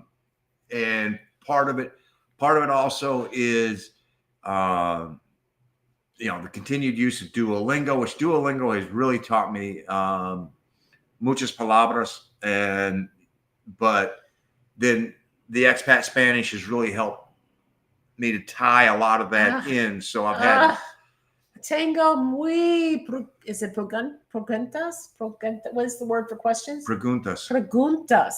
Muy preguntas. Tengo muy preguntas. But yeah, it's allowed me to learn a lot of the words through Duolingo. And then, the other part being is that expat Spanish has told me, well, forget some of those words. Because the Castilian Spanish is not used here in Mexico. No. Hey, so San Cristobal de las Casas, I'm looking forward to it. I'm a little worried now, though, because you talked about Chiapas and us moving around and seeing things. Yeah, there's if the U.S. can get their head out of their ass, which I don't think is going to happen anytime soon, and figure out what they're going to do at the southern border, then that would stem the flow of people coming up through Guatemala to enter Mexico to flow all the way up there. And that's it's supply and demand. And that's what they're trying to do, is they're trying to deal with what's going on coming across the Guatemalan border. And they want to be able to get their money from them then. And then, whether they make it to the northern border, they don't care. They just want their money. But that's what's going on in Chiapas. And it's a little easier to do in Chiapas because of the fact Chiapas is the poorest state in Mexico. I thought it was Oaxaca. No, Chiapas is poorer than Oaxaca, but I mean, they're side by side and they're not far apart. Those are the two poorest states in all of Mexico. And so, it's one of those where you just look at it and you go, somebody's offering money that's going to be able to change, your family's way of living. And it doesn't take a lot in down there to make a change. And so suddenly, you got mouths to feed, and somebody's going, all we want you to do is shuttle these people to us. And once you get started. Yeah. Okay. So what other pros and cons we got here? Living in Mexico. One of the cons, let's talk about some cons. Some of the cons of living in Mexico that do take adjustments. If you don't have fluency in Spanish, you are going to struggle to do the simplest damn things. I'm not even kidding. Like just answering the phone call for a delivery driver or an Uber Eats or Didi Eats person and trying to tell them where you are or confirm an order. It's hard. But walking into the DHL to pick up a package was a little bit of a struggle. What other kind of things? Well, and part of that is dependent upon what part of Mexico you're in. Yeah. It's not as much of a struggle here in Riviera Maya because they've been teaching English in the schools. I mean, and we found out when the very first night we got here, after that nightmare in Campeche, driving across, getting the stuff in here, and we're like, we just want a pizza, and it was late, and we're like, oh, you know what?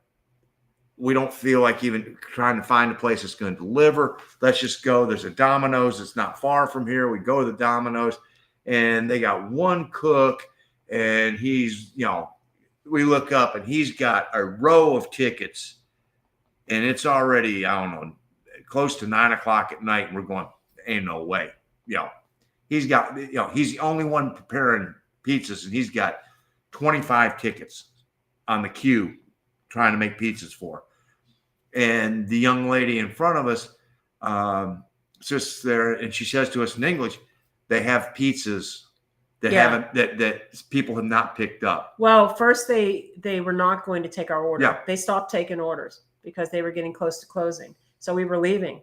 And then she said, but they've got pizzas. Yeah. That they're trying to sell because people did not, they gave them this window and they didn't pick it up. And, and it's like, oh, we got a pepperoni and mushroom. Yeah, we'll take that. Yeah. Bring it here. Other cons.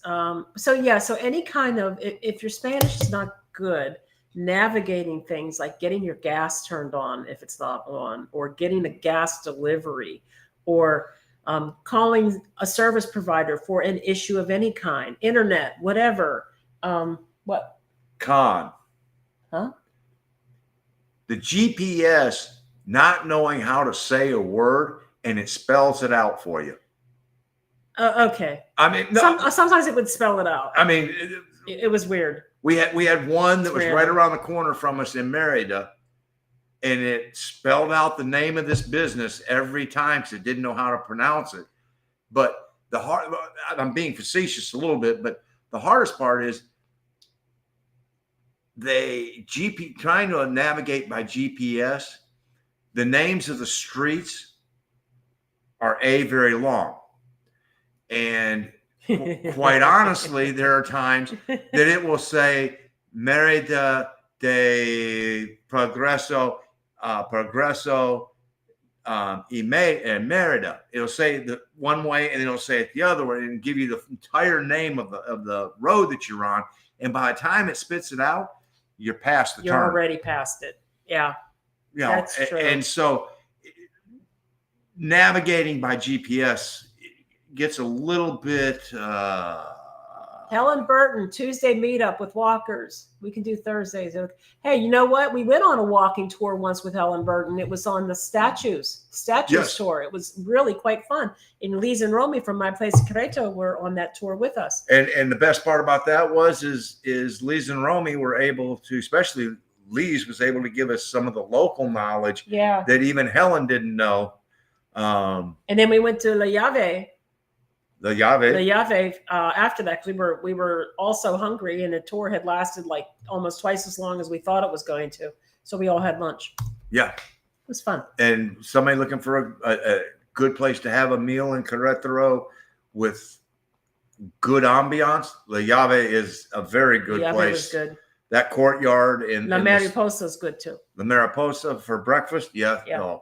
Yeah, divorced enchiladas. See. Okay. Other cons. Grocery stores. I've mentioned this before. If they are stocking, they don't move for you. That's something that if you're from the United States, you got to get used to that. They don't move for you. You are not, they are not in your way as a customer. They're doing their job. They're doing their job. You shop around them. So that's something that takes getting used to. The entire family goes to the store together, and they may push 2 or 3 carts, whether they use them all, it doesn't matter. The point is the whole family's there as a family. You may or may not see that in the United States. Parking. There will be entire sections that are roped off for mopeds and motorized bikes in general. You may or may not see that in the United States. What else? Topes. Oh, the topes. And they're not all. There are, we call them little tope biscuits. There's little round ones that are in a line, or there's big concrete ones, or there's really big concrete ones. Oh, God, the ones here in PDC, they're big. And then there's the kind that are, instead of going up, they go down, and they're not called topes. They're called something else. And then in Playa Car, they also have these ones that go up, down, and up. And they can be a nightmare. They're not always painted. They're not always visible. And there's not always a sign. And you don't always see it coming. And the worst part is as you begin to drive more and more in Mexico, if you see a shadow that's going straight across the road, you start to slow down because you don't know that you're going, is that a tope or is that just a shadow? And you're going, I'd rather inch across a shadow than speed across a tope. Bathrooms in Mexico.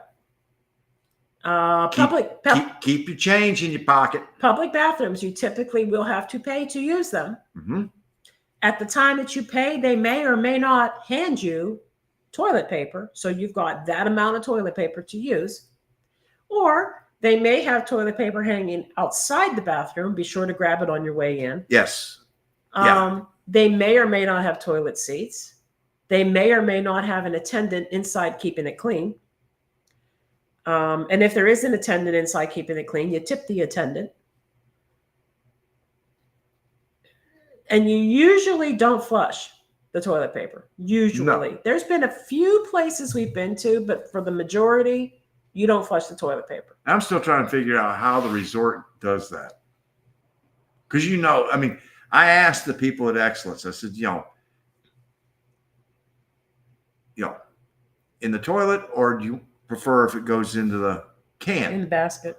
And, well, we prefer in the can, but, Well, they must put in, when they build them, they must build big enough pipes and everything to handle the. Well, yeah, but the eventually paper. that's got to go someplace. So, I mean, they must have some type of system that's Maybe. chopping it up or doing something because, Maybe. Because I know that most people there are not doing, they're going, hey, I'm doing it the same way I do at home. You can have it, water pressure tends to not be good. Usually, if you don't have good water pressure, you're probably going to have a Tanako. Tanako is going to be on the roof, and it's the gravity giving you water pressure. You could have a cistern, but if you have a cistern, then you need to have a pump. And if your water pressure is bad, it's because you don't have a strong enough pump. That can be remedied. Yeah. I'm trying to think of what else. Water tends to be hard, particularly in the Yucatan. Oh, yeah. Lots of limestone. Lots of limestone. Water is typically safe to cook with, but most people will not drink the water. Then you have the highlands where you have the lack of water. Yeah. No, I mean, that's just. Yeah, that happens. There's not a lack down here, but there's a definite lack when you get up into the High Sierra area of Querétaro, San Luis Potosí, in that area. And so sometimes the water is going to be hard. Sometimes it's going to have lead. Sometimes it's going to have too high of levels of fluoride and levels of arsenic. If you're in Tulum, there's even a possibility that you've got trace amounts of ecstasy and cocaine and maybe even some poop in your water. So there's a lot of reasons why you don't want to drink the water. In general. Oh, no. Yeah, see? No, water is not safe to drink, even if it is clean. It might have heavy metals. Exactly. So, you typically, you can brush your teeth with it. Don't swallow it. You can cook with it, but don't mix, don't make mashed potatoes with it. But no, if you're going to boil something in it. If you're boiling eggs to do a hard-boiled egg, yeah, that water's fine for that. Yeah, so that's good. But no, always bottled water. And that's another thing that, takes getting used to is buying a Garrafon. Yes. And they're heavy. And you can get them delivered to you, which is great. But often, because we move around, we don't really get them delivered to us. We have to go out and buy them. So you got to take your empty one and exchange it, or you're going to end up paying basically a deposit on a new one. Yeah. And they're heavy. And then you got to figure out how you're going to get the water out of it. Sometimes you can turn them upside down onto a big ceramic thing with a dispenser nozzle. And that's great, except they're so damn heavy that you've got to be fast enough to get them turned upside down before they dump out all over the place. Or you can buy a pump. I have a hand pump. It costs like $5. Or you can get like an electric pump. They tend to actually dispense rather slowly, and they drive me up the wall. So I just hand pump. Or you can get some of those almost like a I don't want to call them a bubbler, but no, they're almost like a dispenser. They're like a dispenser and they might chill. The electric and has half of it that's chilled and half of it you can get hot water out of. And there's a lot of options, but it's always going to be bottle delivery, delivered bottles of water, 20 liters, and they can be very heavy. So that's just some things you got to get used to.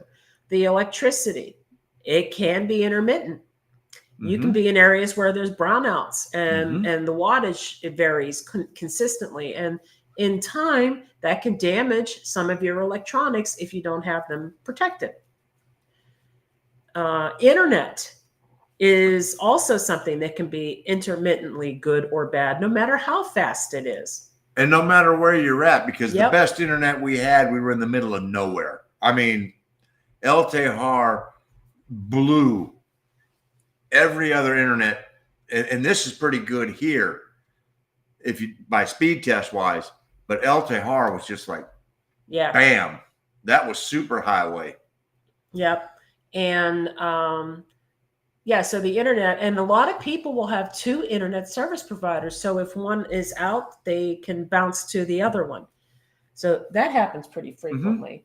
And we're glad we do have the Star. I mean, we did not set the Starlink up here because it's pretty good internet. We were hoping this last week they finally set up on the roof the Wi-Fi up there, but it was pretty spotty on the upload, and so we were like, yeah, we weren't going to try it. No. It's only 5 megs up, so that's like the bottom of the barrel to use for something like this. Road engineering in Mexico will have your head scratching all the time. Oh yeah. Oh yeah. Oh yeah. Yeah, and the amazing thing that gets me is, you can be on one of the toll roads, and that road is beautiful, and you pull off onto an exit, and you're like, whoa, I'm going to come back to you, Reese, just a moment. And so, yeah, we knew what you meant, Jenny. No, but no drinking. Yep. There you go. Panhandling is common. It is. Yes. Small children working sometimes in the middle of the highway, often when you come up to a toll or traffic light. Yep. That is absolutely true. And it's also not uncommon to see particularly older women who probably aren't able to get jobs any other way. They will actually come into restaurants. The restaurant people will let them come in, and they'll want to sell you things like little snacks and treats and cookies and nuts. And if you're in Querétaro, for example, and other places too, we've seen these older women who look like they've literally spent the night sleeping in front of a church, or in the park. And they'll have their blanket of wares. They'll have a blanket rolled out and little, Lele dolls and things like that to sell. One woman was asleep on that statues tour. I've got a photo of her. She's literally asleep, leaned up against the statue. Mm-hmm. It's very common to see people walk up to you with an empty cup. You're on the street or you're sitting someplace eating at a cafe or something, and they will walk up to you and they hold their cup out. That quite literally is them asking you for money. Yep. We had a woman in Progresso who twice a week would ring the doorbell of the house and stand outside with her red Solo cup and wait for me to come and give her some money. Red Solo cup. Exactly. So yeah. I hold you up. That's how this goes. Let's have a party. Oh, I'm sorry. We're not on that. We're bringing my father down for memory care next month. He'll overstay his visa. And then when we come next year, we'll regularize him as a family member. Different process. Yeah. I think so. I would, and hopefully, Reese, you if it was us, we would have that whole thing planned out. It sounds like you already have, with a facilitator to go, this is what we want to do, and help us, guide us through this, and hope that things don't change. And hold up now. Is she? I thought Karen was in Colombia. I thought she was too. Did they come back to Querétaro? Or was that backpacking brunette? No. Karen Saita is Karen. She was in Colombia. She and her husband moved to Colombia. So what, did she come back to Querétaro? I'm curious. And Wilfredo, am I working? No, I am not working. I should have been, and I thought I was going to be. I am learning that, what's the nice way of saying this? I don't have one. Recruiters like to blow smoke up my ass. It's the best way I can say it.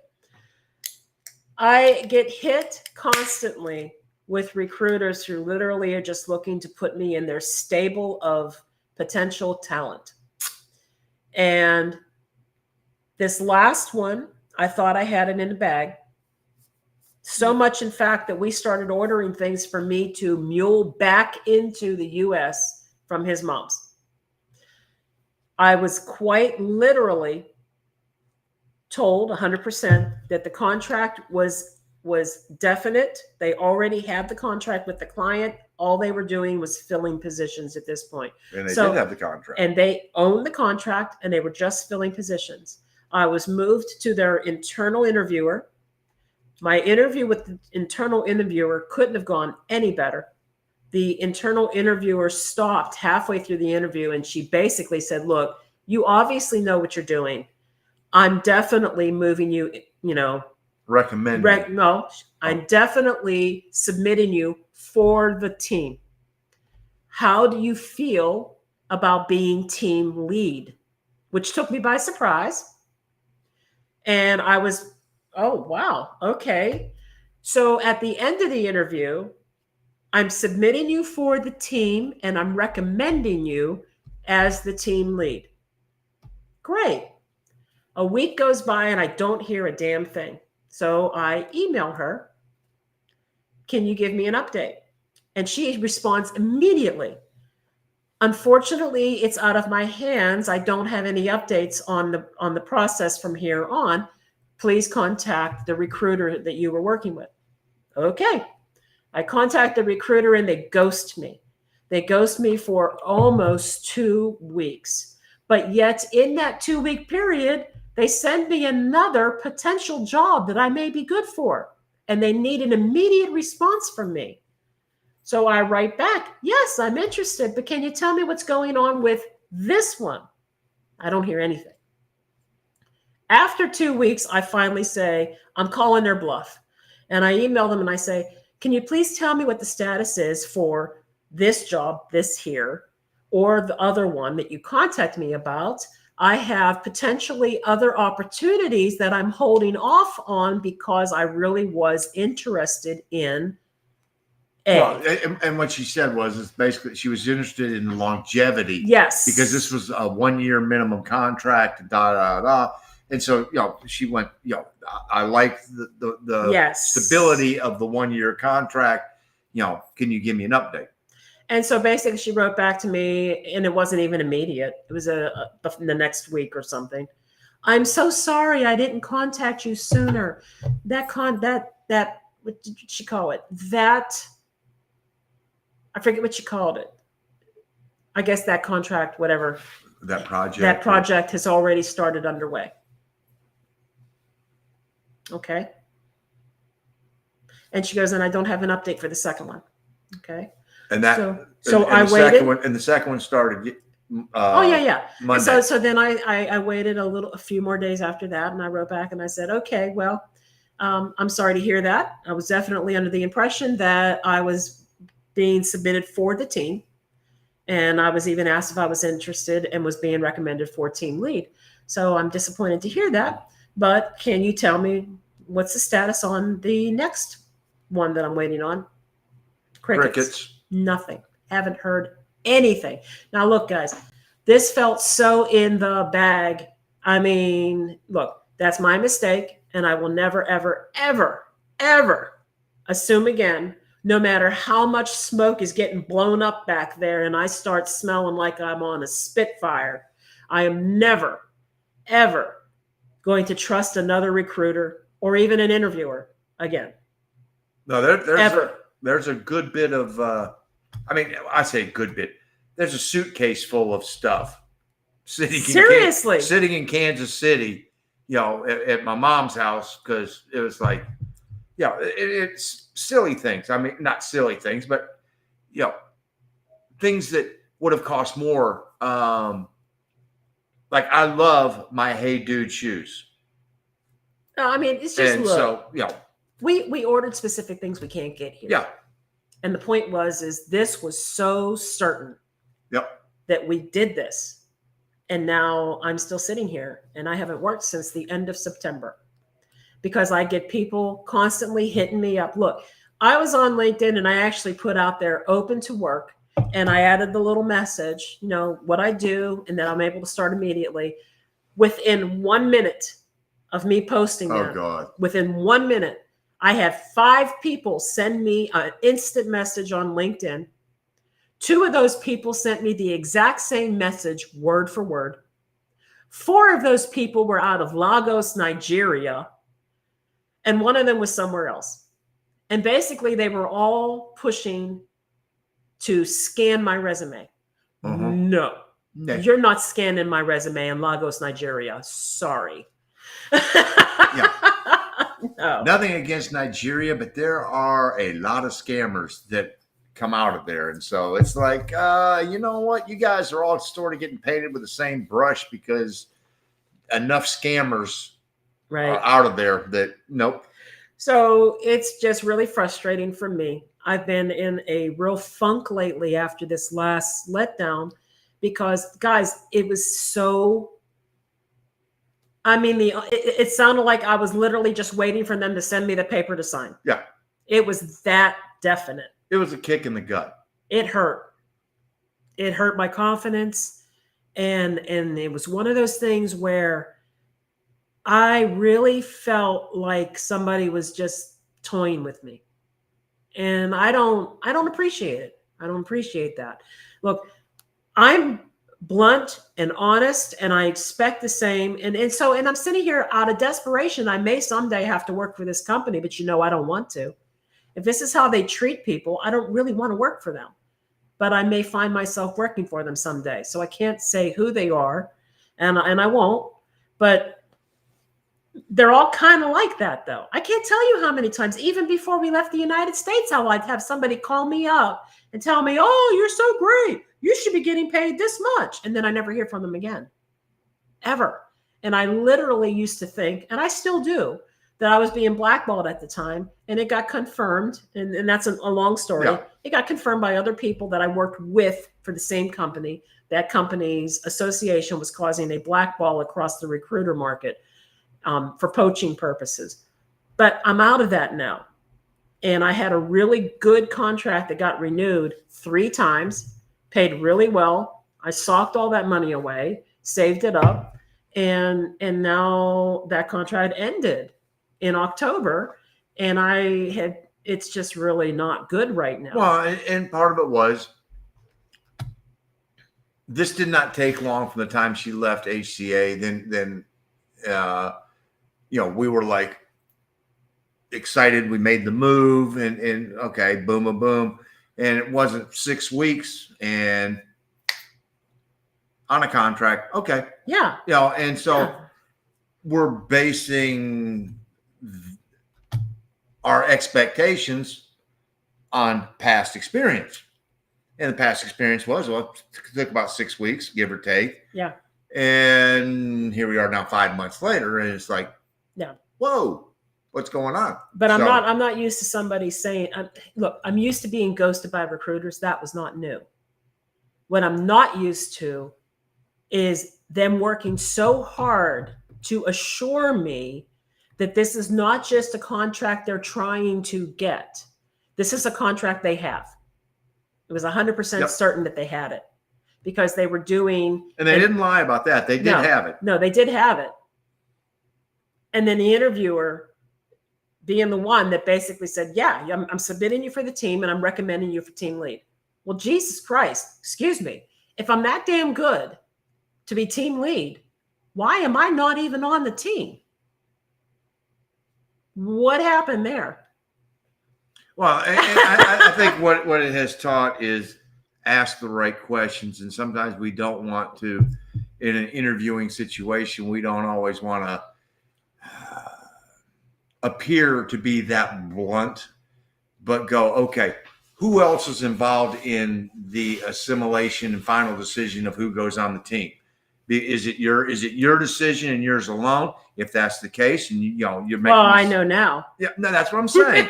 That's what I'm saying. And so we have. Okay, these are the questions. When will I hear? And one of the things that that we've talked about is she is very good at doing follow up. When I worked, that was one of the things I did. And so you go, okay, being professional, I follow up with my customers. So when will I hear from you? And when should I call you back if I don't? And those are types of questions that, okay. Anyway, it's giving me a headache. Yep. I don't want to talk about it anymore. It was a punch in the gut. And I'm still looking. So I'm not giving up.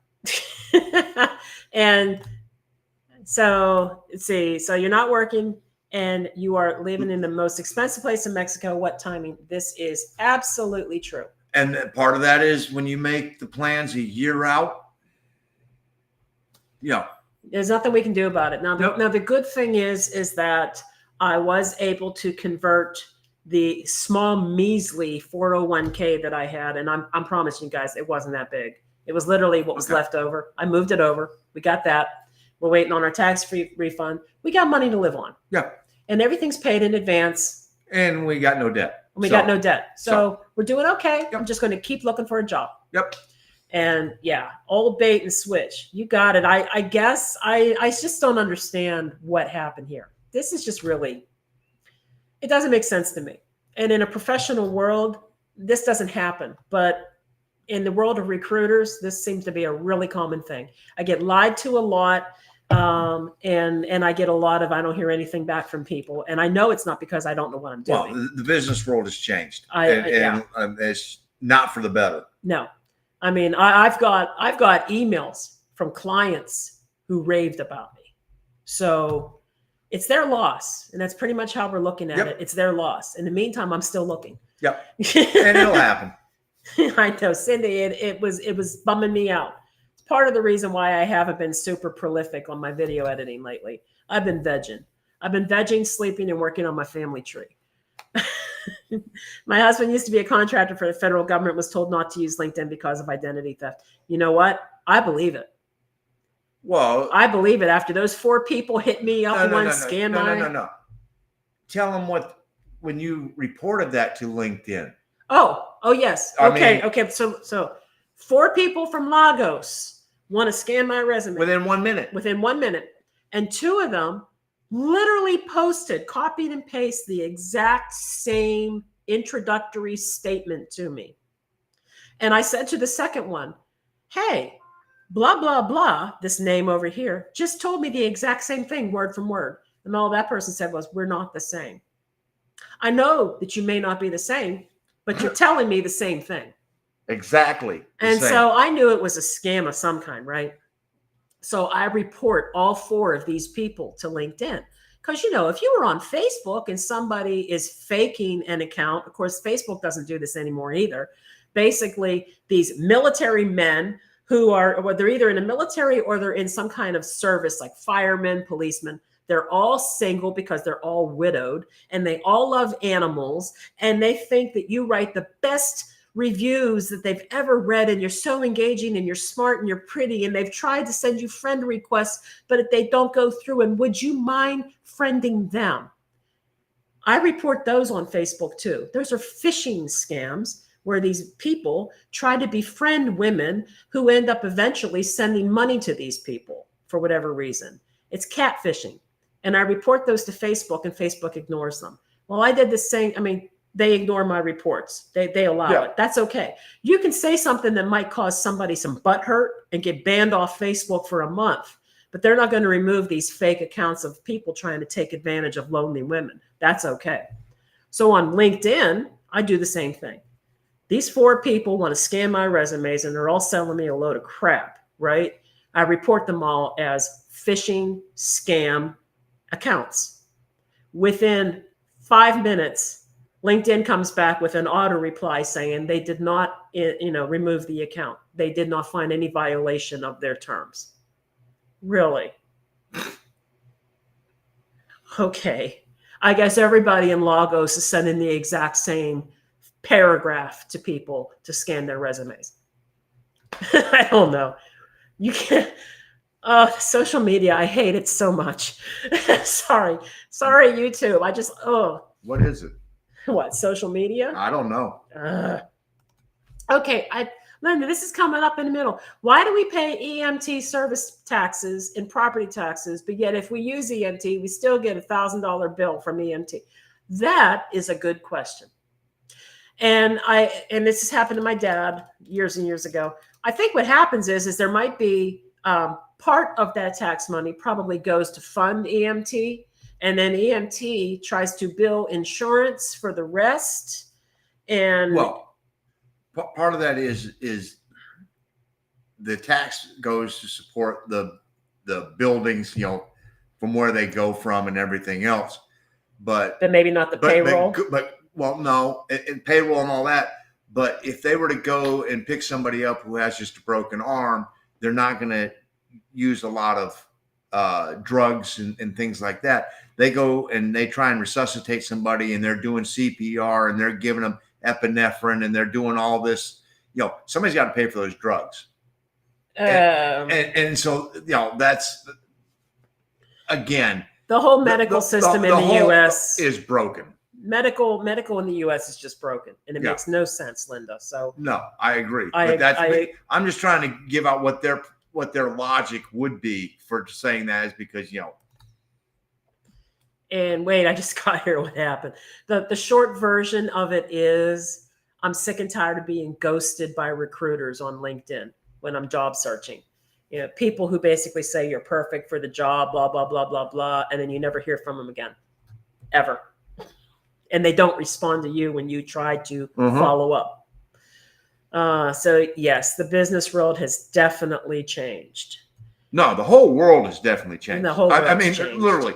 And it's not just the business world. I mean, you go into retail establishments, you go into to deal business to business, B2B, the way that people interact. And it's one of the main reasons that we're where we're at down here versus where we were up there, is because down here, people take it a little slower. They take time to smile, and it's not in a rush, and there's no angst. And up there, I'm not getting my way. Well, who do I talk to? Right. Well, you know what? You have to, if you give people a reason to want to help you, you're more apt to get what you want. If you want to be a diva, or if you want to be an asshole, pardon my French, you're probably going to have to work 3 times as hard to get what you want, and you still might not succeed. And personally, I don't have the time to deal with those people, and nor the inclination. And so both of us had a saying when we lived in the States: we hate people. We hate people. But we're talking about those kinds of people, which is unfortunately a lot of people. It's becoming the overwhelming majority of the people. And we really shouldn't say that. It's the overwhelming majority of the people who get the attention. Most of the people are just like us.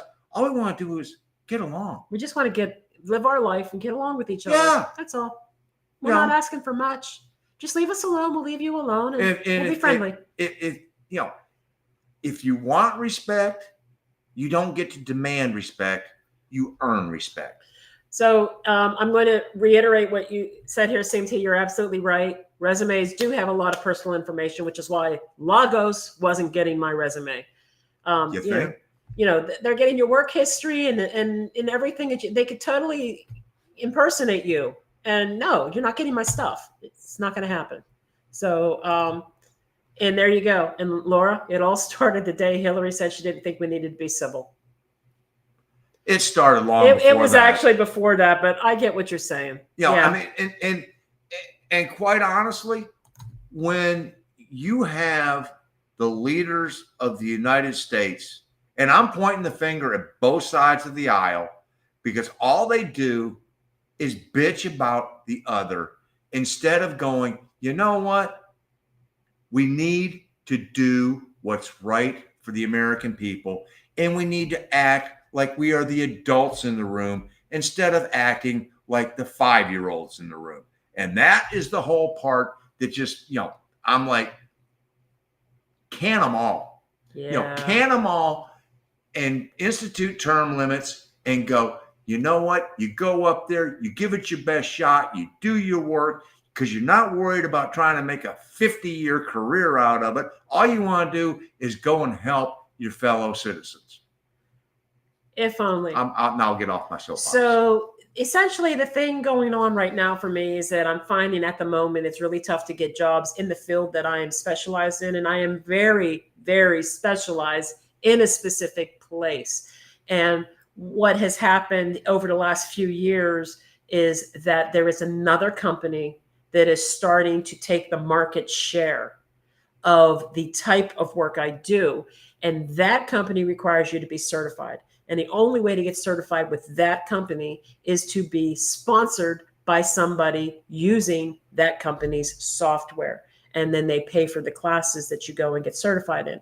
Those classes could be anywhere from $5,000 to $10,000, which I'm not paying. So the market share right now is with that company. The other company, I just have to wait till things come up. And sometimes waiting's hard. So yes, Karen is back. All right, I'm going to check it out. Reese, because honestly, I kind of stopped following her when she left and went to Colombia because, and I do this. We're not going to Colombia. We're not going to Colombia, so I don't really need to watch it anymore. But if she's back in Querétaro, I'll check it out. I didn't realize that. So thank you.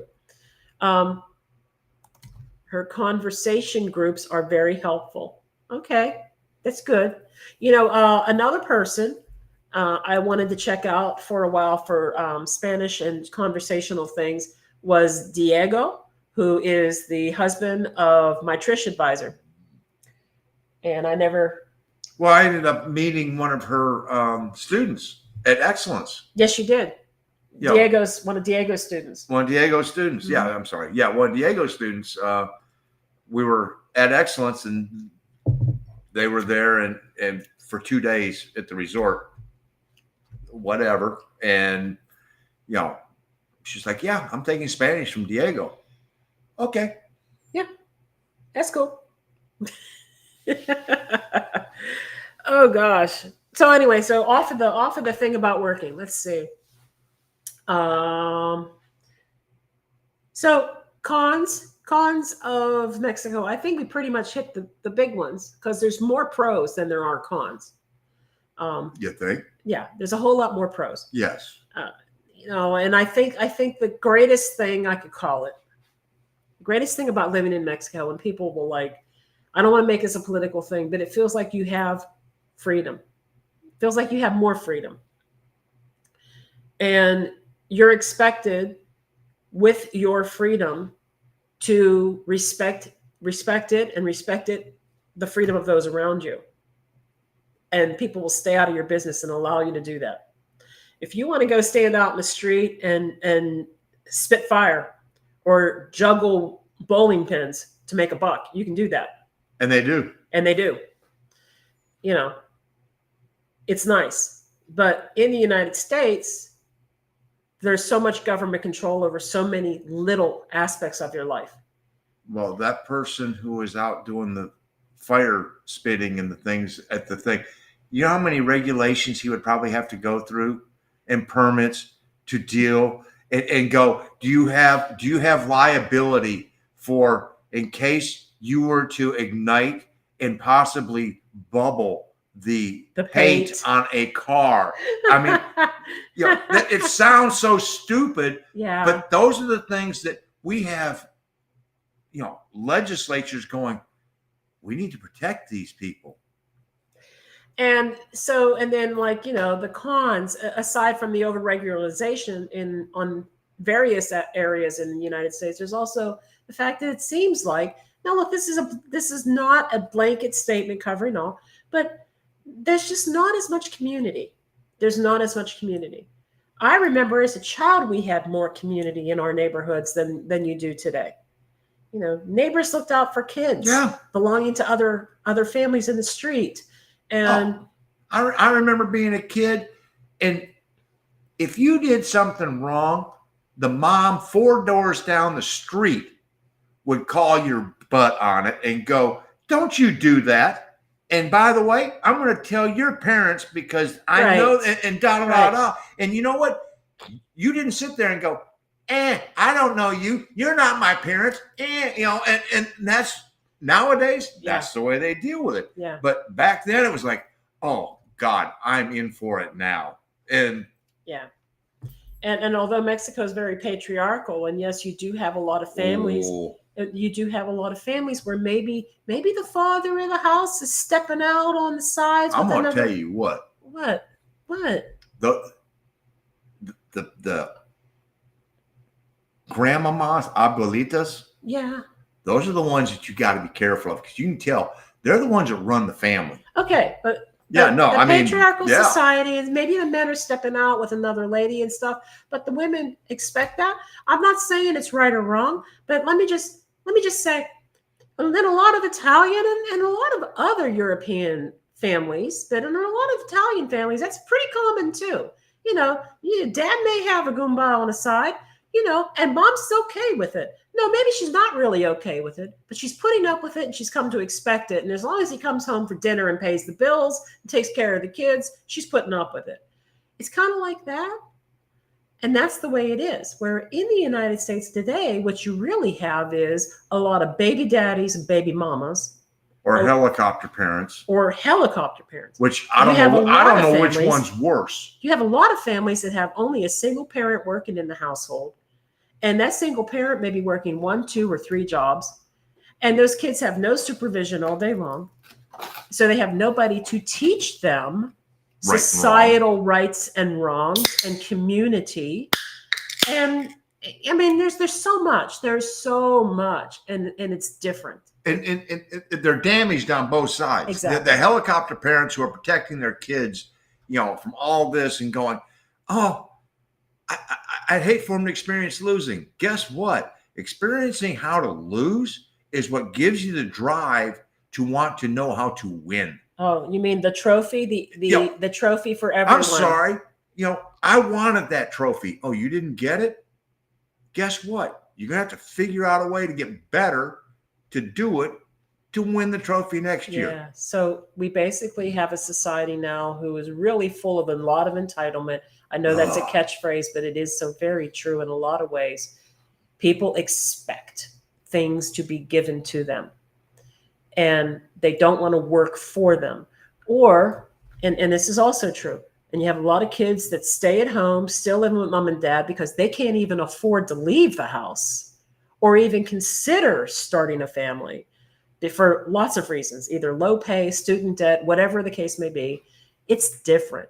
In Mexico, you do whatever you got to do. You do it. You go work. You go do something. Whatever you got to do. And then you come home after you bust your butt all week long, working hard, long hours. And you engage the family. And you play just as hard as you work. Of Tim, what's his name from Project Runway? Make it work. Make it work. Make it work. They do whatever they got to do.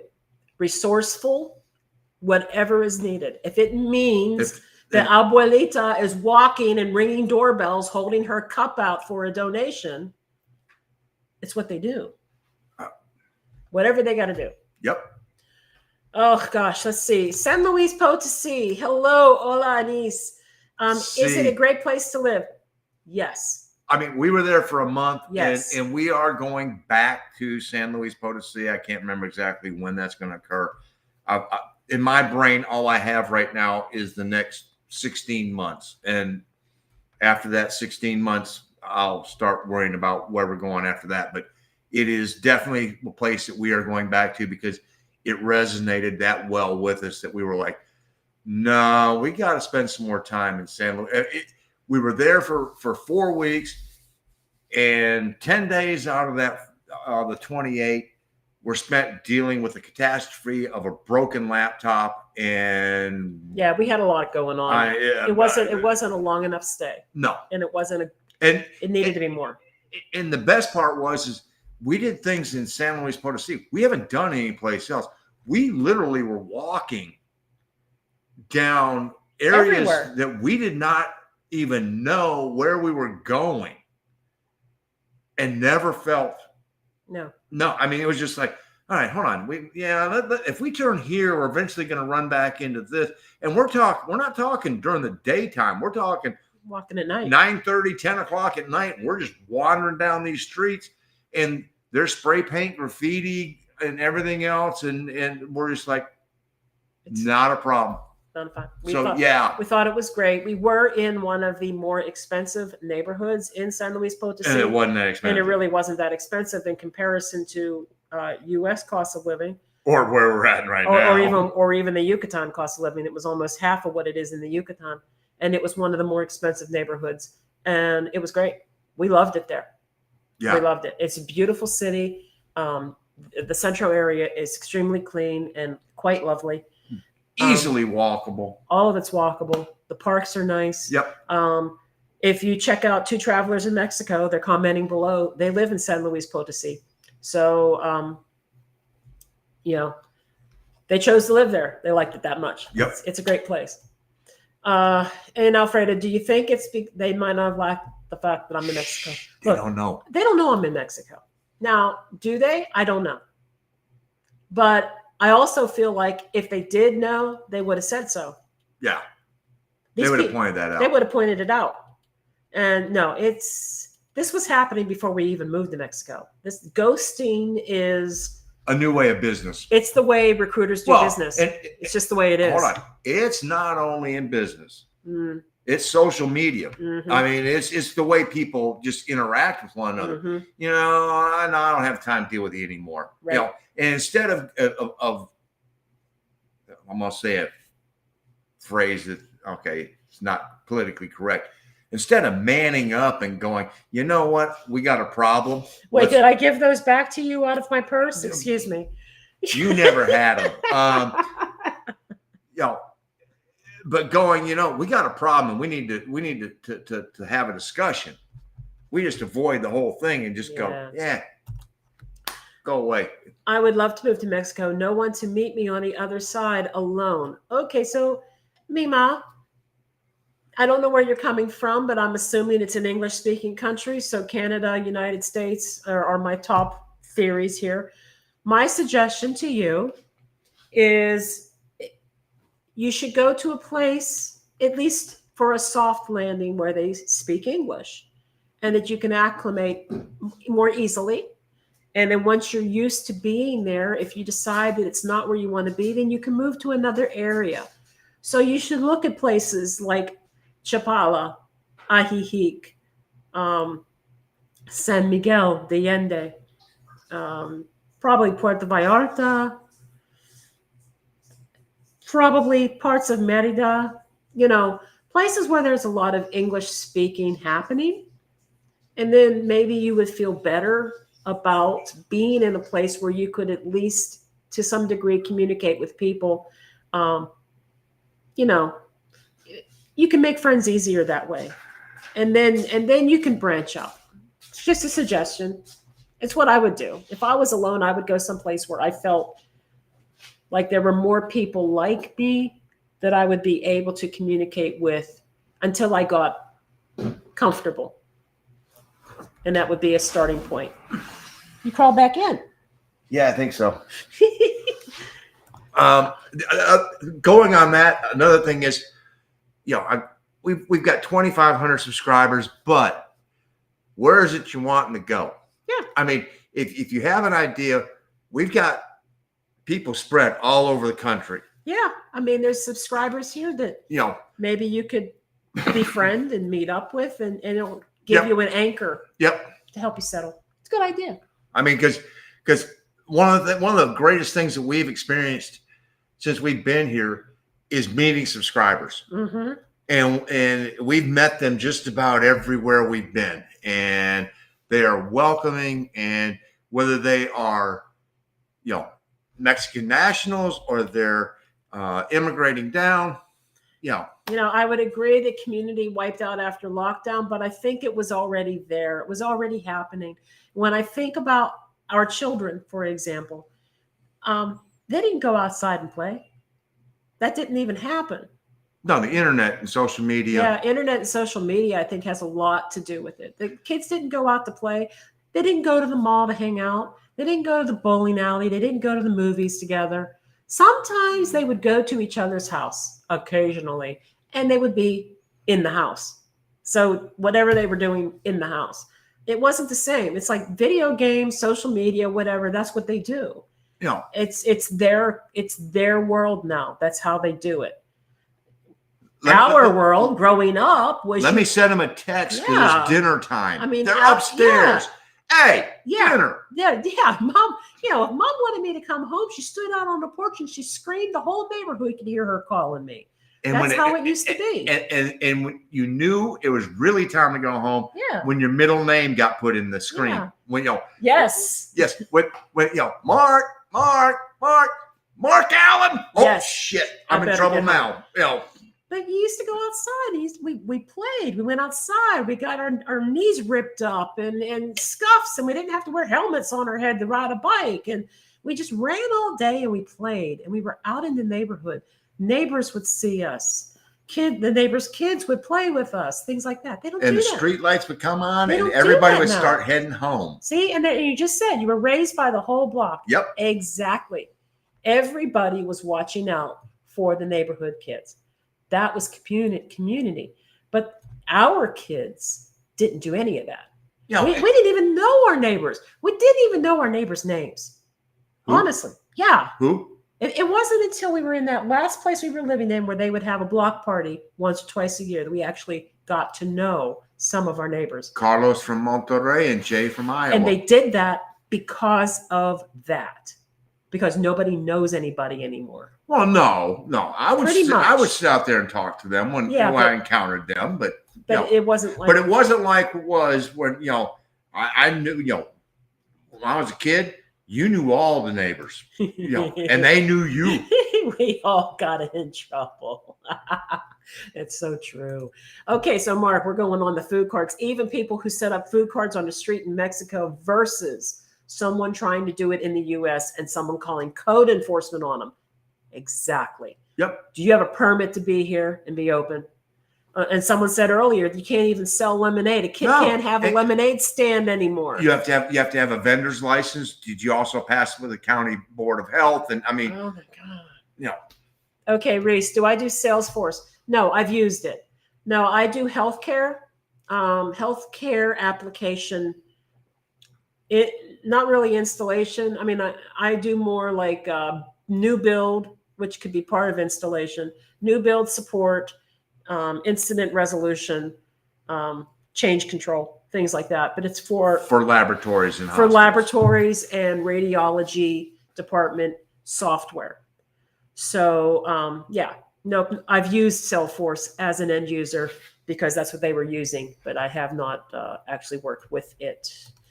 So thank you for that. Who sometimes hire, and I think she's looking to. I appreciate it. Thank you, but it's not me. I'm so very pigeonholed, and that's part of the problem. I kind of wish I had certification in the competitor's application. My travel insurance is cheaper and covers more than my $400 a month and pays 50% of everything. Yeah. Leaving me the rest. Yeah. Yeah, I mean, we have the catastrophic insurance through Safety Wing. Yeah. We'll leave a link down below. Yeah. But in the rest of it, we just, for our meds just pay and out of stuff, pocket. we pay for our annual testing and this and that. And plus they protect your trip, not only your health. Yep. Absolutely loving the hair. Thank you, Susan. Thank you. I love purple and red. I do the purple and ginger every now and then when I'm not feeling too terribly lazy. Oh, San Luis Potosí is a great place to live. Yes, it is, Mark. Yes, it is. How do you know that's not Paulette? It could be Paulette, but I think it's Mark. Maybe he can let us know. Mark and Cindy, see, Mark just loves the churches. The churros, not the churches. Churros, sorry, churros. I'm thinking of the other Mark with a C. He doesn't spell his name right. That's correct. He doesn't. No. It's Mark with a K. No, but this Mark, yes, churros. Oh, he misses his churros. Hey, I thought they were going to cry when we said we were leaving. I mean, they were like, huh? Because I was becoming known. Did you stay in the historic area or a residential area outside of the city? We were in Tezquisquiapan. We were in Tezquisquiapan, Colonia Tezquisquiapan. It was two blocks west. 2 blocks east. West. Okay. It was 2 blocks east. West. I'm sorry. It was 2 blocks east of the Jardín. And you can look on the map and she's suddenly going to go, oh shit, he's right. I was looking at the map at Centro. She asked specifically about Centro. So. And I'm going, we were 2 blocks east of the Jardín de Tisquisquiapan. And it's where the old Hanks of New Orleans had a restaurant right there on the corner. And there's Meatballs and Wings is also right there. And 2 blocks to due east of that was on the corner was where we were at. Great little neighborhood. It was easy walk to get into Centro. And that's, it's about 8 or 9 blocks west of Centro. So he's right about all that. But in relation to Centro, it was about 8 or 9 blocks west. And so we weren't in Centro. We were in one of the colonias that were west of Centro. Yeah, so it was really nice. And I thought historic Centro was really quite lovely. It was beautiful. Oh, yeah. It was really pretty. And it's one of those cities you can really get your steps in without feeling like you've there's a lot of difference between 9,000 steps in SLP and 9,000 steps in SMA. Just because SMA is so up and down with the hills, and SLP is pretty flat. So, Laura, go into Mazatlan in April on a scouting trip. Boom. That's cool. Okay, so Susan, trying to minimize what you bring and going to purchase an enclosed trailer. What are your thoughts on the chances of getting stopped at the border on an import inspection? Well, a 5x8 trailer, that's a lot of stuff. You're going to need that Casa de Monje probably for something like that. Yeah. Yeah, you're going to have to itemize everything on that import list because, I don't know, they're going to see that trailer. They're probably going to want to look at it. That was our biggest fear. I mean, anybody who has looked at our vehicle, and the Tetris that goes into packing that entire thing and the roof bag and everything else, and when we did the border crossing, we're going, oh my God, if we get stopped and we have to pull all this out, it is literally a 2.5 to 3 hour job of putting it all back in. And it was really interesting because Ernie Baca, Sir Dragon X from Retired Life Mexico No Bull, was extremely kind and shepherded us across the border there from McAllen into Reynosa. And it was, we're following him. And you get there and you have, I think there was a particular entry went into, there were 4 different lanes. And he sort of started creeping. And he chose one that had just turned red. And he went, I don't know what he was thinking, but he went through that one and we followed him through and it was green. Oh, I know what he was thinking. And we were like, no, what he was thinking is they will randomly select people to inspect. So the red light means pull over for the inspection. Yes. And he was waiting to see which one of those had just turned red because the chances of the next 1 or 2 being red were slim. And he waited for a red one and then we went through. Yeah. I mean, we didn't know exactly what he was thinking at the time, but he was just sort of, creeping, red. Car goes and he shot into that one and we just followed right along with him. So, but with the trailer, I think a lot of it's going to depend upon where you cross, because in this particular crossing right there in McAllen, it was totally done by the random part unless somebody stepped up. So, yeah. So having a small car and having a trailer, I would say if you're driving through, I would try that same tactic. Look for the red light, then drive through. If you get green, they're not going to stop and inspect you. Nope. Then you just have to pull around and stop and get your visa done. Yep. Okay, there you go. They stayed at Tisquisquiapan area, which is about 20 minutes walk to Centro. Yep. I love that you drank water from a garden hose. Isn't that the truth? No. Yeah. No. I remember going down and putting my face down in the creek when we would play baseball down at the Optimus Park, and we get 10, 12 of us. We'd be down there playing baseball. There'd be crawfish down there. We get thirsty, and they had, and what do? We go over and we drink from the creek. That's what we did. I used to drink from water running out of a side of a wall. I mean, It's just like a little. Yeah. I mean, that's how it was. Oh, let's see here. Mexico has no guardrails. You're in charge of your life and well-being. Those stairs with no railing, slow and steady, it's your fault. Exactly. No, there's none of those things. You are responsible for yourself. Personal responsibility. Yes. You want to get drunk and can't walk up the stairs? You know what? Sleep your ass downstairs until you're able to walk up them. So yeah, I've seen kids fall, and what do the parents say? Pay attention. We don't have the money for a cast. Stop crying.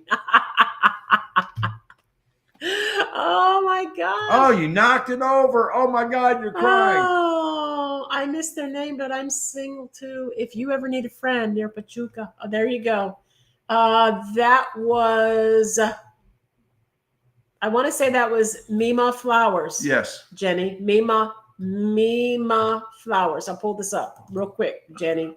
If you're still here, it's Mima Flowers. There you go. Okay. So let's see. The nation is much cheaper once you pass north of Mexico City. Yeah, I believe that's probably true. Oh, I agree with that. Yeah. I think, yeah. I think there's a cutoff area. I think it's sort of in thirds. You have the lower third, and the lower third ain't cheap. No, I mean, on this side.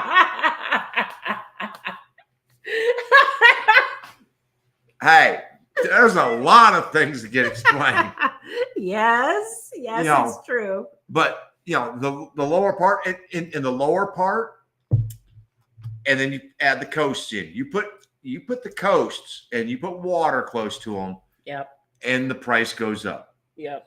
And if you want to get ahead of the game and you don't care about having, all of the niceties and everything else, you can find a small Mexican beach town. And I guarantee you, Sisal does not cost anywhere near as much as Progreso. No, it doesn't. And so it's. That kind of reminds me with the medical costs and stuff. So this is definitely, I would put this as a con for Mexico. It's kind of like a pro, but it's also a con. So medicine and medical care is very affordable in Mexico in comparison to United States or Canada even. It is so much more affordable. The con is that you got to pay up front or you're not going to get the care. This isn't about, let me file this with your insurance and all that. No. There are a handful of places across the country. We don't know enough about them to speak on them, but we know that there is a group that's around Lake Chapala that also has branched out some, where they do like a PPO insurance type thing, and they will process your claims and pay your bills and all that. And it's fairly affordable. But in general, you go to the hospital, you pay up front before you get treated. And if you are in the hospital and you haven't paid yet, they're not letting you leave until you do. Well, and if you're in the hospital and it's an emergency and you don't have the money, they're not going to treat you. No. You can sit there and expire. I mean, that's, and you know what? I get it. It's. They want paid. And they're used to, they're not doing this insurance filing claim thing. That's on you. See, that's the other difference. In the United States, they file the insurance for you most of the time. No. You file your insurance here. You get reimbursed by your insurance company if you have insurance, or you just pay. And if you don't, they hope that the government's going to bail them out. Yeah. So that's another important thing to know. When I would visit a family in Mexico, I would have people in the neighborhood say, "Hello, you're such and such person's nephew. You're back. I remember you from last year, and I have no clue who they are." I love it, Alfredo. That's Es un awesome. sobrino que. It's community. That's right. That's right. That's community. But you also know that was the type of thing that if you were in trouble, that group would take care of you. There's never a question of you're out there and we're going to hang you up. You're on your own. No, nope. Nope. If you needed a place to be safe, come on in. Come on in. We'll take care of you. And the best part is down here, you don't need a place to be safe. Well, heck, I remember one time I was walking home from school with one of my classmates, and we had book bags back then. Not a backpack. We had book bags, and I was swinging the book bag or something. I don't remember what, and I hit my nose, and I had the only bloody nose I've ever had in my life as a child. And all right, you ain't got any from me. No, so. This woman took me. I mean, this isn't even my neighborhood. It's the walk through her neighborhood to get to mine, from school to my house. And she took me into her house and stopped my nosebleed. That's community. Yeah. Yeah. Well, you do what's right. Mm-hmm. Yeah. And that's just it's not hard, but it is a lost art. On that side of the border, it's a lost art. Down here, no. Yeah. Nope. They'll take care of you and they'll look at. I mean, we have had some of the greatest encounters with people, and it has really restored my faith in humanity because I had given up on humanity on the other side of the border. Oh no, I'm in agreement with that. Yeah. And down here, that's kind of why we got to that we hate people phase of our life, because it was just like that on that side. You just didn't want to interact with anybody because it was just so. They weren't worth interacting with. The ones who want the most attention. We're just like,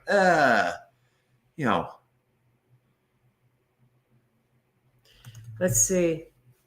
Many young women are moving to China because they feel so much safer there. I follow them, quite a few from DC and Canada. Mima, that's interesting. I hadn't heard about that.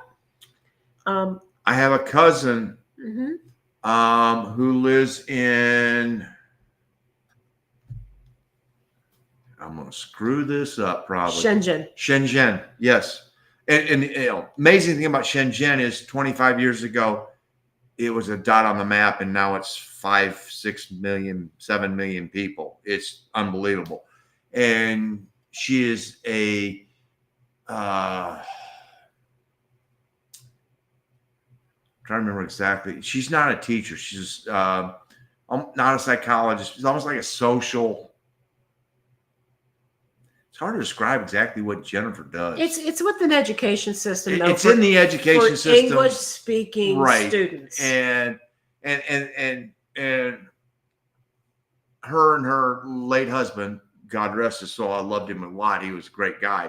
Traveled a lot of the world doing these teaching contracts. And unfortunately, right after COVID, he died. Not a COVID, had nothing to do with it. But it was interesting hearing what life in China is like from the two of them. And but it was very filtered. Very filtered, because there are lack of freedoms in China. And lack of privacy in China. So what they told us was filtered. It really was. But they had a good life there in general. But she's coming back, right? No, she has signed a new. Is she going to stay in China? She signed Charles was being treated for cancer, and their contract ran up, and so both of their daughters had gone back to, because Charles was originally from England, and Gracie was going to school in Scotland, and Nikki was going to school in London, and then Charles got diagnosed with cancer, and then their contract ran up, and so she's dealing with all of this, and she signed a new 2-year contract with them just because she needed to be able to concentrate on what she was doing with Charles. So she has a new 2-year contract. But I thought she had a stipulation in the contract unless Charles' word was to pass, and then I'm not sure exactly how that is all playing out, and they really don't care about this. And we have a family Zoom on Saturday. We'll find out. We'll find out. I love Mexico and great Mexicans. I'm from California, and they bless this place.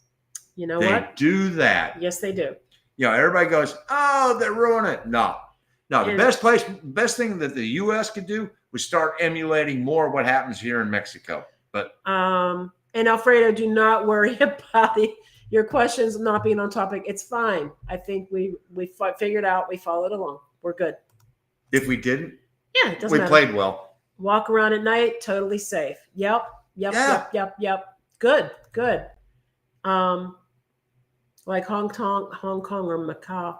You know, I don't even know, but you know, maybe Mima can explain. I'm not sure. You know, we don't know anything about these countries and what they're like, but I will say this: you don't break laws there. Huh. You don't break laws there. At least not the common citizen. The common citizen does not break laws in those countries. Common sense does. Don't punch somebody in a temple in Cambodia. Just you did not just go there. Stop. You did not just go there. Very filtered. Yes, Laura. It was very filtered. Never anything negative. There were some things that they would not discuss in detail. It was. Yeah. Every time we talked to them, it was very factual. Mm-hmm. You know, it was. Yep. Oh well. Because we were all doing, you know, the whole family. The best part about Night Cindy, COVID, if there is a great part, is people started doing Zoom, and so you know we started getting the whole family together on Zoom. But it was, you know, finding out how they were dealing with it in Shenzhen. Yeah, and you know it was like when they left, they were in an apartment building. I think it was 25, 26 stories. Really tall building. You know, but when they leave their, you know, every time they leave their apartment, they leave the building, they got tested. On the way out. They had to go down to the neighborhood market to grab something. They got tested on the way out, and it got noted who left and when they left. Yeah. And then they would go and do whatever they needed to do. And they were being recorded. Yeah.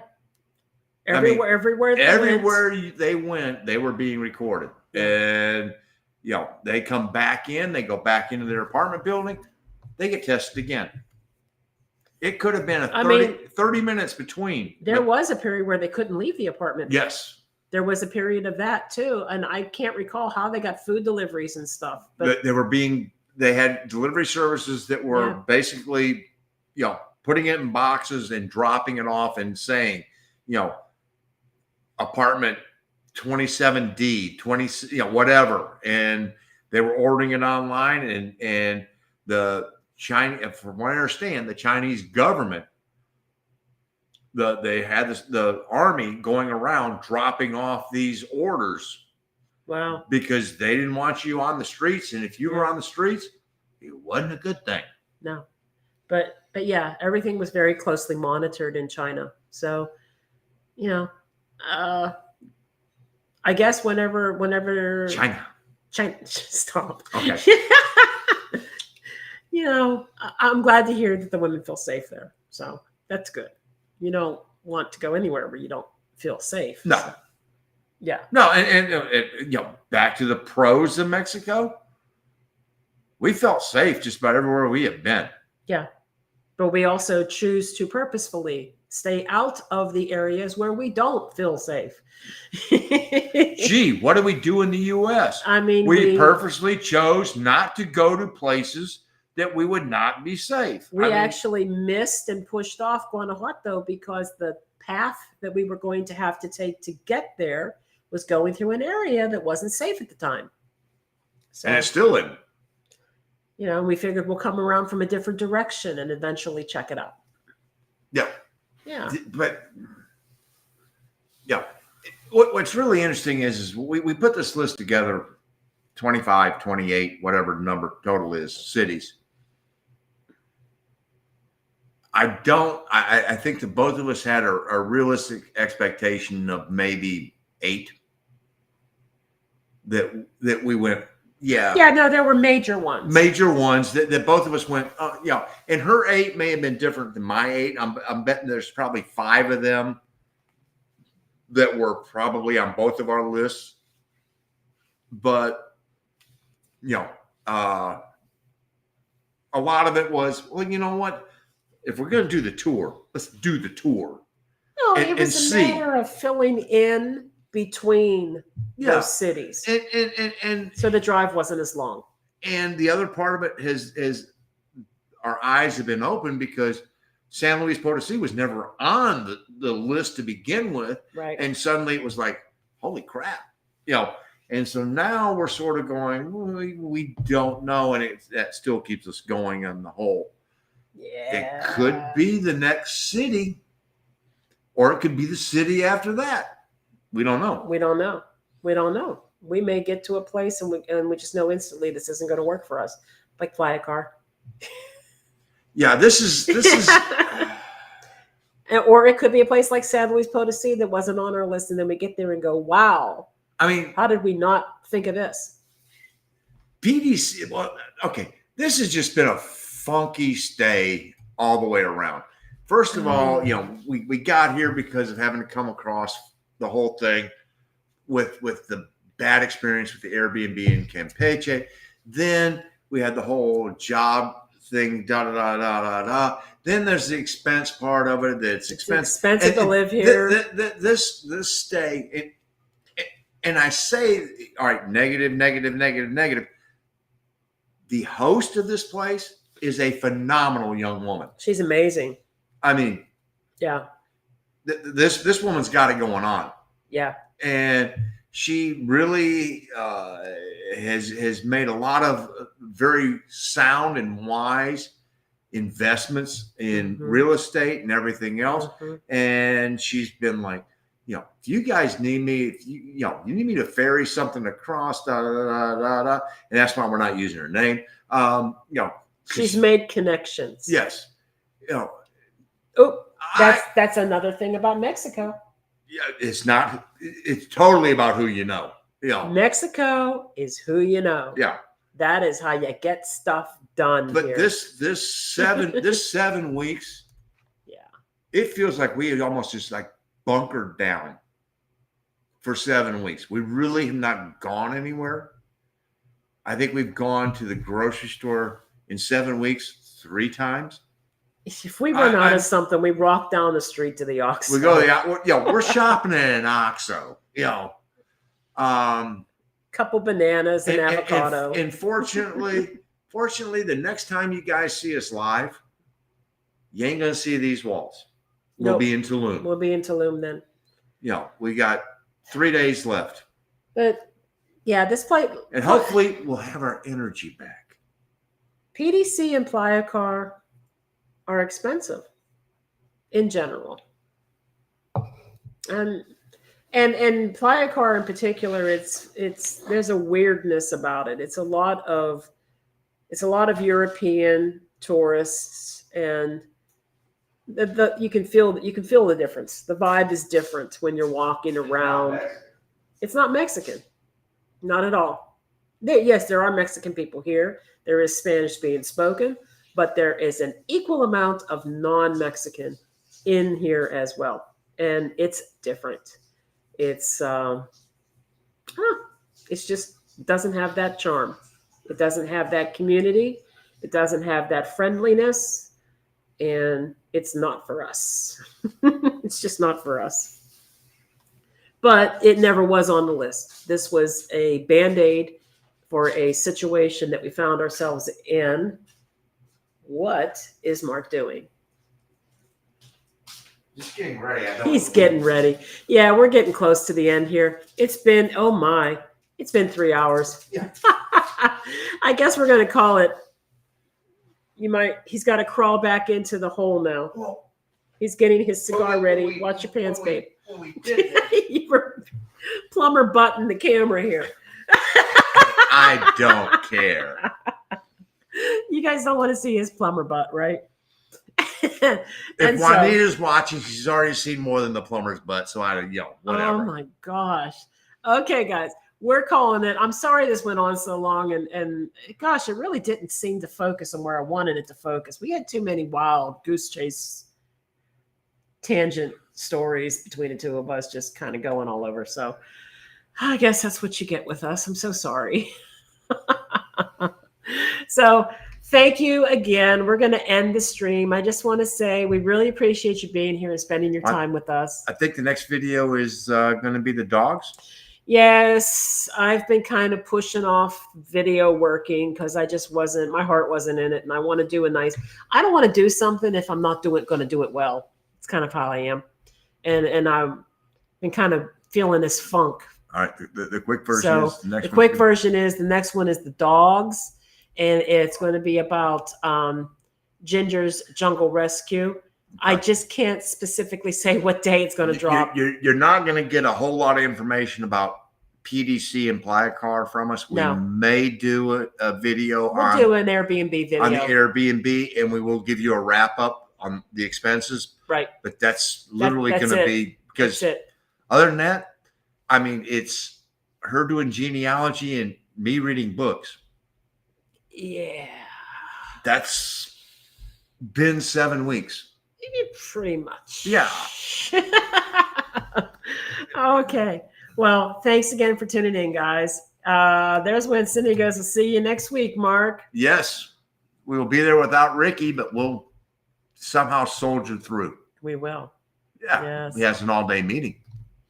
Good night, everyone. We appreciate you being here. I hope I will have the video by Sunday, but I'm kind of feeling, since we're moving this weekend, that probably won't be the case. It may not come out till the middle of next week. So fingers crossing. It'll be what it'll be. Thanks, guys. Hasta la vista. Hasta la próxima.